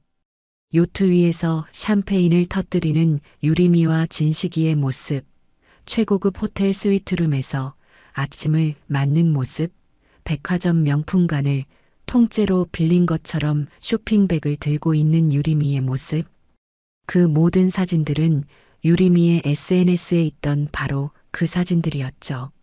사람들은 처음에는 그저 돈 많은 젊은 부부의 과시용 영상이 잘못 나온 것이라고 생각하는 듯 했어요. 뭐야, 저 영상은? 자기들 자랑하려고 미리 준비했나? 돈이 많긴 많은가 보네. 부럽다, 야. 하지만 음악이 뚝 끊기고 화면이 암전되자 장내의 분위기는 순식간에 바뀌었습니다. 잠시의 정적 후 화면에 나타난 것은 어둡고 축축한 지하도의 모습이었습니다. 그곳 구석에서 신문지를 입을 삼아 웅크리고 잠든 한 늙은이의 모습이 화면을 가득 채웠죠. 카메라는 천천히 그 늙은이의 얼굴로 다가갔습니다. 헝클어진 백발, 깊게 팬 주름, 세상의 모든 시름을 다 짊어진 듯한 그 얼굴. 바로 저 박복자의 얼굴이자 이선주의 얼굴이었어요. 장내는 순식간에 얼음물을 끼얹은 듯 조용해졌죠. 화면은 계속해서 바뀌었습니다. 무료 급식소에서 초점 없는 눈으로 줄을 서 있는 제 모습, 공중화장실에서 차가운 물로 세수를 하는 제 모습, 그리고 편의점 앞에서 컵라면으로 끼니를 때우는 제 모습. 그 모든 장면들은 유리미의 화려한 사진들과 극명한 대조를 이루며 사람들의 가슴을 후벼 팠습니다. 어머, 저 할머니 혹시? 설마 아니겠지. 웅성거리는 소리가 여기저기서 터져나오기 시작했어요. 특히 반찬 가게에서 저를 봐왔던 몇몇 사모님들은 제 얼굴을 알아보고는 경악을 금치 못했죠. 세상에 복자씨 맞나요? 반찬에서 일하는 그 복자씨 아니야? 맞네, 맞아. 어떻게 저분이 왜 저기서? 그들의 수군거림에 윤 회장님의 눈썹이 꿈틀거렸습니다. 그녀는 스크린과 무대 위의 유리미를 번갈아 쳐다보며 무언가 잘못되었다는 것을 직감한 듯 보였죠. 영상은 마침내 며칠 전 도준 학생이 찍어준 제 얼굴 클로즈업으로 끝을 맺었습니다. 제 눈에서 흐르는 눈물과 떨리는 목소리가 파티장을 가득 채웠어요. 진씨가 유리마 엄마야. 잘 지내는 거지? 엄마 밥 한 끼만 사주면 안 되겠니? 그 처절한 호소가 끝나자마자 화면은 다시 검게 변했고 하얀 글씨로 된 자막이 떠올랐습니다. 이 모든 일은 바로 오늘 이 시간에도 벌어지고 있는 누군가의 진실입니다. 장례는 그야말로 아수라장이었습니다. 사람들의 경악과 분노가 뒤섞인 함성이 파티장을 뒤덮었죠. 모두가 약속이라도 한 듯 일제히 무대 위의 유리미와 객석의 진식이에게 시선을 던졌어요. 유리미는 사시나무 떨듯 떨며 하얗게 질린 얼굴로 아니야. 이건 조작이야. 저 여자는 미친 여자예요. 거짓말이야. 라고 외쳤지만 그 목소리는 분노한 사람들의 고함에 묻혀버렸죠. 진식이는 얼굴이 흑빛으로 변해 영상을 끄기 위해 무대 뒤편의 기술실로 미친 듯이 달려갔습니다. 바로 그때 제가 어둠 속에서 천천히 걸어 나왔습니다. 반찬 가게의 낡고 허름한 작업복 차림이었죠. 화려한 드레스와 턱시도를 입은 사람들 사이에서 제 모습은 너무나도 이질적이었지만 그 누구도 저에게서 눈을 떼지 못했습니다. 파티장의 모든 조명이 마치 약속이라도 한 듯 저를 비추었어요. 저는 성큼성큼 무대 위로 올라갔습니다. 당황해서 어쩔 줄 모르는 유리미의 옆에 서서 사회자가 쓰던 마이크를 집어들었죠. 저를 처음에는 아무도 알아보지 못했어요. 그저 행사를 망치러 온 정신 나간 늙은이라고 생각했겠죠. 제가 마이크를 잡고 입을 여는 순간 파티장의 모든 소음이 거짓말처럼 멎었습니다. 제 아들, 저기 서 있는 강진식이 맞습니다. 그리고 제 며느리, 여기 제 옆에 있는 서유림이 맞아요. 하늘에 있다던 그 시어머니가 바로 저입니다. 제 차분하지만 단호한 목소리가 스피커를 통해 장내에 울려 퍼졌습니다. 그 순간 모든 것이 끝났다는 것을 직감할 수 있었죠.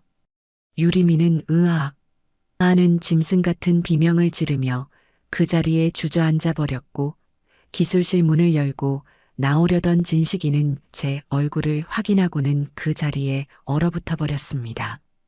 사람들의 경멸과 분노가 담긴 수백 개의 눈동자가 마치 수백 개의 칼날이 되어 두 사람에게 꽂혔습니다. 그들의 화려했던 가면은 그렇게 산산조각이 나버렸습니다. 그날 밤 파티장은 축제의 현장이 아니라 분노와 경멸로 가득 찬 심판의 현장이었습니다. 제가 마이크를 내려놓자마자 객석에 앉아있던 윤 회장님이 자리에서 일어났어요. 그녀의 얼굴은 분노로 굳어 있었고 그 눈빛은 시베리아 벌판의 겨울 바람보다도 차가웠죠. 그녀는 무대 위에서 실신한 듯 쓰러져 있는 유리미와 입구에서 돌처럼 굳어버린 진식이를 번갈아 쳐다보더니 나지막하지만 장내의 모든 사람이 들을 수 있을 만큼 단호한 목소리로 말했습니다. 오늘 우리 광송회의 이름으로 열린 이자선 파티는 이 순간부로 끝이에요. 그리고 강진식 씨, 서유림 씨, 두 사람의 이름은 오늘 이 자리에 있는 모든 사람들이 똑똑히 기억할 겁니다.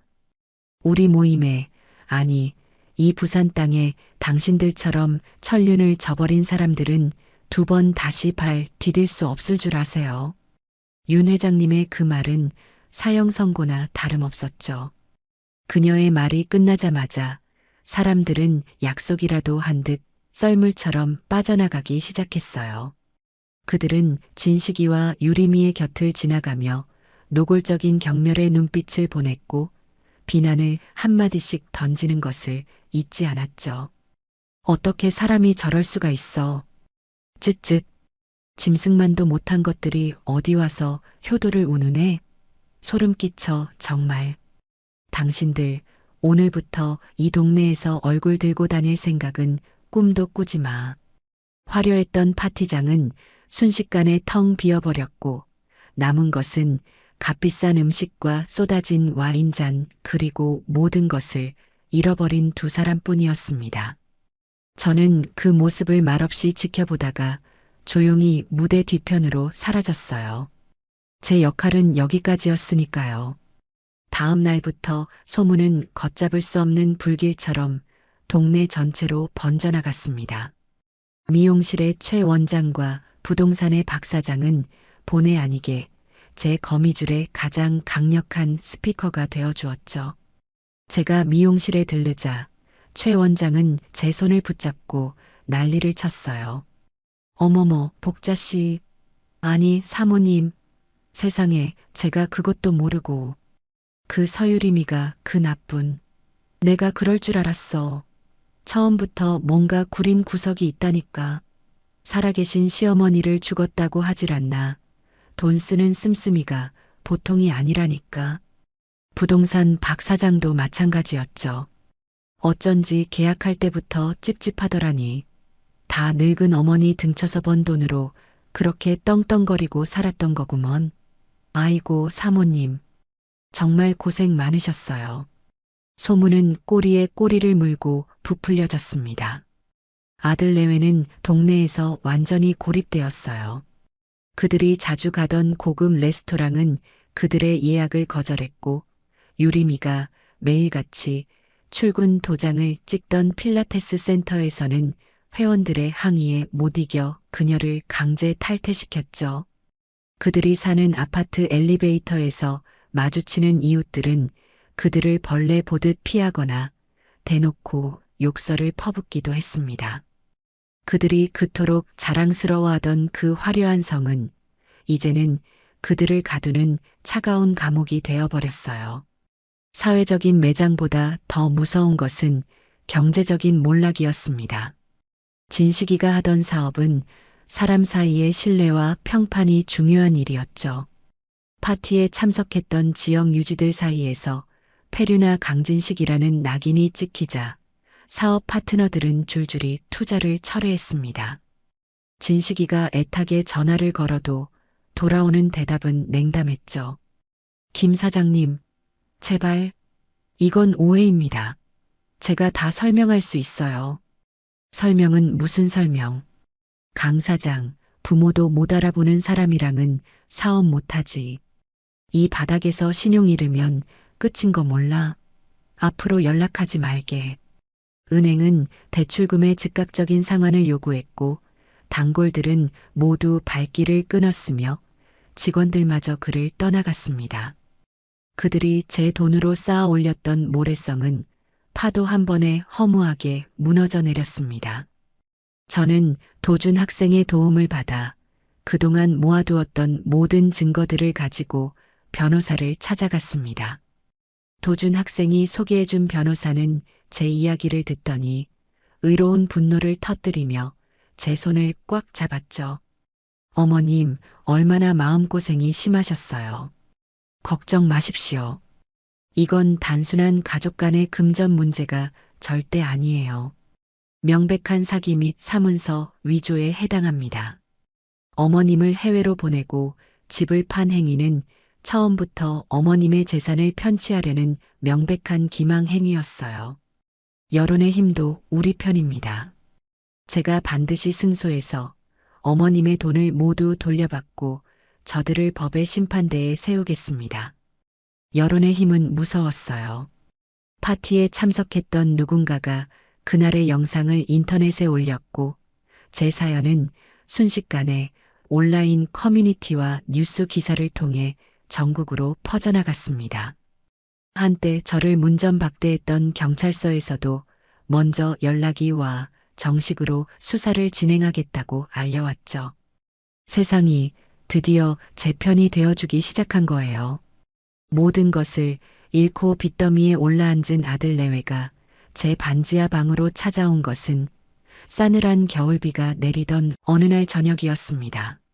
며칠 사이에 두 사람의 얼굴은 반쪽이 되어 있었고 그들이 입고 있던 명품 옷들은 구겨지고 더러워져 있었죠.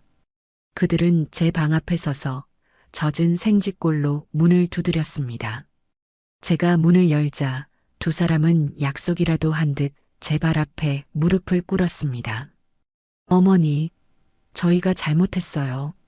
저희가 정말 죽을 죄를 지었습니다. 진식이는 제 바짓가랑이를 붙잡고 아이처럼 엉엉 울었어요. 유리미도 화장기 없는 푸석한 얼굴로 눈물 콧물을 쏟아내며 제게 매달렸죠. 어머님, 저희가 정말 미쳤었나 봐요. 돈에 눈이 멀어서 어머님께 그러면 안 되는 거였는데 제발 고소만은 취하해 주세요. 저희 이대로는 정말 길바닥에 나앉아 죽을 수밖에 없어요. 네, 한 번만 용서해 주세요, 어머님. 그들의 눈물은 진심이었을까요? 아니요, 저는 알고 있었어요. 그 눈물은 진정한 뉘우침의 눈물이 아니라 모든 것을 잃은 자의 마지막 발악이라는 것을요. 만약 그들에게 돈과 명예가 그대로 남아 있었다면 그들은 결코 이곳에 찾아오지 않았을 테니까요. 저는 그들을 가만히 아무런 표정 없이 내려다보았습니다. 그리고는 차분하지만 단호한 목소리로 말했죠. 일어나거라. 니들이 무릎 꿇어야 할 대상은 내가 아니야. 어머니 제발이요. 저희가 다 갚을게요. 평생 어머님 종처럼 살게요. 용서는 내가 하는 게 아니란다. 너희가 진정으로 용서를 구해야 할 대상은 돈 때문에 부모도 내버린 너희들 자신의 망가진 양심이고 하늘에서 모든 것을 지켜보고 계실 네 아버지다. 저는 그 말을 끝으로 그들의 울부짖음을 뒤로하고 조용히 문을 닫았습니다. 쾅 하고 닫히는 문소리는 제 인생에서 그들을 완전히 도려내는 소리였습니다. 재판은 생각보다 싱겁게 끝났어요. 변호사의 말대로 아들 내외의 죄는 너무나도 명백했죠. 도준 학생이 찾아준 SNS 사진들과 파티장에서의 영상, 그리고 수많은 사람들의 증언은 그들이 빠져나갈 구멍을 조금도 남겨두지 않았으니까요. 결국 아들 강진식과 며느리 서유림은 사기죄 및 사문서 위조 혐의가 모두 인정되어 징역형의 집행유예를 선고받았습니다. 그리고 법원은 그들이 저에게서 갈취한 집값 전액과 그동안의 정신적 피해에 대한 위자료까지 모두 저에게 배상하라고 판결했죠. 법정을 나오는데 수많은 기자들이 제게 몰려와 마이크를 들이댔어요. 어머님, 승소하신 소감이 어떠십니까? 아드님을 용서하실 건가요? 저는 카메라를 향해 허리를 한번 숙인 뒤 담담하게 말했습니다. 정의를 바로 세워주신 재판부와 제게 힘이 되어주신 모든 분들께 감사드려요. 용서라는 말은 제가 할 수 있는 말이 아닌 것 같아요. 그저 그 아이들이 이번 일을 계기로 돈보다 소중한 것이 무엇인지 깨닫는 삶을 살아가기를 바랄 뿐이죠. 며칠 뒤 제 통장에는 제가 평생을 모아 장만했던 집값과 위자료가 고스란히 입금되었습니다. 그 숫자를 보는데 기쁘거나 후련한 마음보다는 무겁고 허탈한 마음이 더 컸어요. 이 돈 때문에 저는 제 목숨보다 사랑했던 아들을 잃어버렸으니까요. 하지만 저는 더 이상 과거에 얽매여 살지 않기로 했어요. 저는 서울로 돌아가지 않았죠. 그 집은 이제 제게 행복한 보금자리가 아니라 끔찍한 상처와 배신이 담긴 곳일 뿐이었으니까요. 제가 가장 먼저 한 일은 제게 희망의 씨앗을 심어준 사람들에게 그 빚을 갚는 것이었습니다. 저는 도준 학생을 만났어요. 그동안 고마웠다는 제 말에 도준 학생은 손사래를 치며 자기가 한 일은 아무것도 없다고 말했죠. 학생, 그런 말 마라. 학생이 아니었다면 나는 아직도 길 위에서 울고만 있었을 거야. 학생은 내 생명의 은인이야. 아니에요, 할머니. 할머니의 용기를 보고 제가 더 많이 배웠는걸요. 내가 학생에게 큰 선물은 못 해주고 이거 학생 학비에 보태 썼으면 좋겠구나. 앞으로 졸업할 때까지 학생의 학비는 이 할머니가 책임질 테니 아무 걱정 말고 공부만 열심히 해서 세상에 꼭 필요한 훌륭한 사람이 되어주렴. 이건 부탁이 아니라 할미의 명령이다. 저는 도준 학생의 손에 장학금이 든 봉투를 쥐어주었습니다. 도준 학생은 괜찮다며 한사코 거절했지만 제 단호한 눈빛에 결국 눈물을 글썽이며 고개를 끄덕였죠. 피 한 방울 섞이지 않았지만 우리는 이제 그 누구보다도 끈끈한 새로운 가족이었습니다. 그리고 저는 제가 신세졌던 곳들을 찾아갔습니다. 저에게 따뜻한 밥 한 끼를 내어주었던 무료 급식소와 추운 밤을 피하게 해주었던 노인 쉼터에 찾아가 제가 받은 돈의 일부를 쾌척했어요. 쉼터의 원장 수녀님은 제 손을 잡고 어르신 같은 분이 계셔서 아직 세상은 살만한가 봅니다. 라며 눈물을 흘리셨죠. 돈이 아니라 사람에게서 받은 희망을 이제는 제가 다른 사람들에게 나누어 줄 차례였습니다. 모든 정리를 마친 후 저는 저를 위한 진짜 나의 집을 구했습니다. 부산에서도 가장 풍광이 좋다는 달맞이 언덕에 있는 아주 작고 아담한 집이었어요. 화려하지는 않았지만 커다란 창문으로 따스한 아침 햇살과 시원한 바닷바람이 가득 들어오는 그런 집이었죠. 저는 그곳에 작은 텃밭을 가꾸고 제가 좋아하는 꽃들을 심었습니다. 가끔 도준 학생이 찾아와 함께 텃밭을 가꾸고 제가 차려준 밥을 아들처럼 맛있게 먹어주곤 해요. 할머니, 이 김치찌개는 진짜 세상에서 제일 맛있어요. 오냐, 많이 먹어라. 우리 강아지. 반찬 가게였던 만나요 반찬의 정 사장님도 가끔 들러 저와 함께 차를 마시며 수다를 떨죠.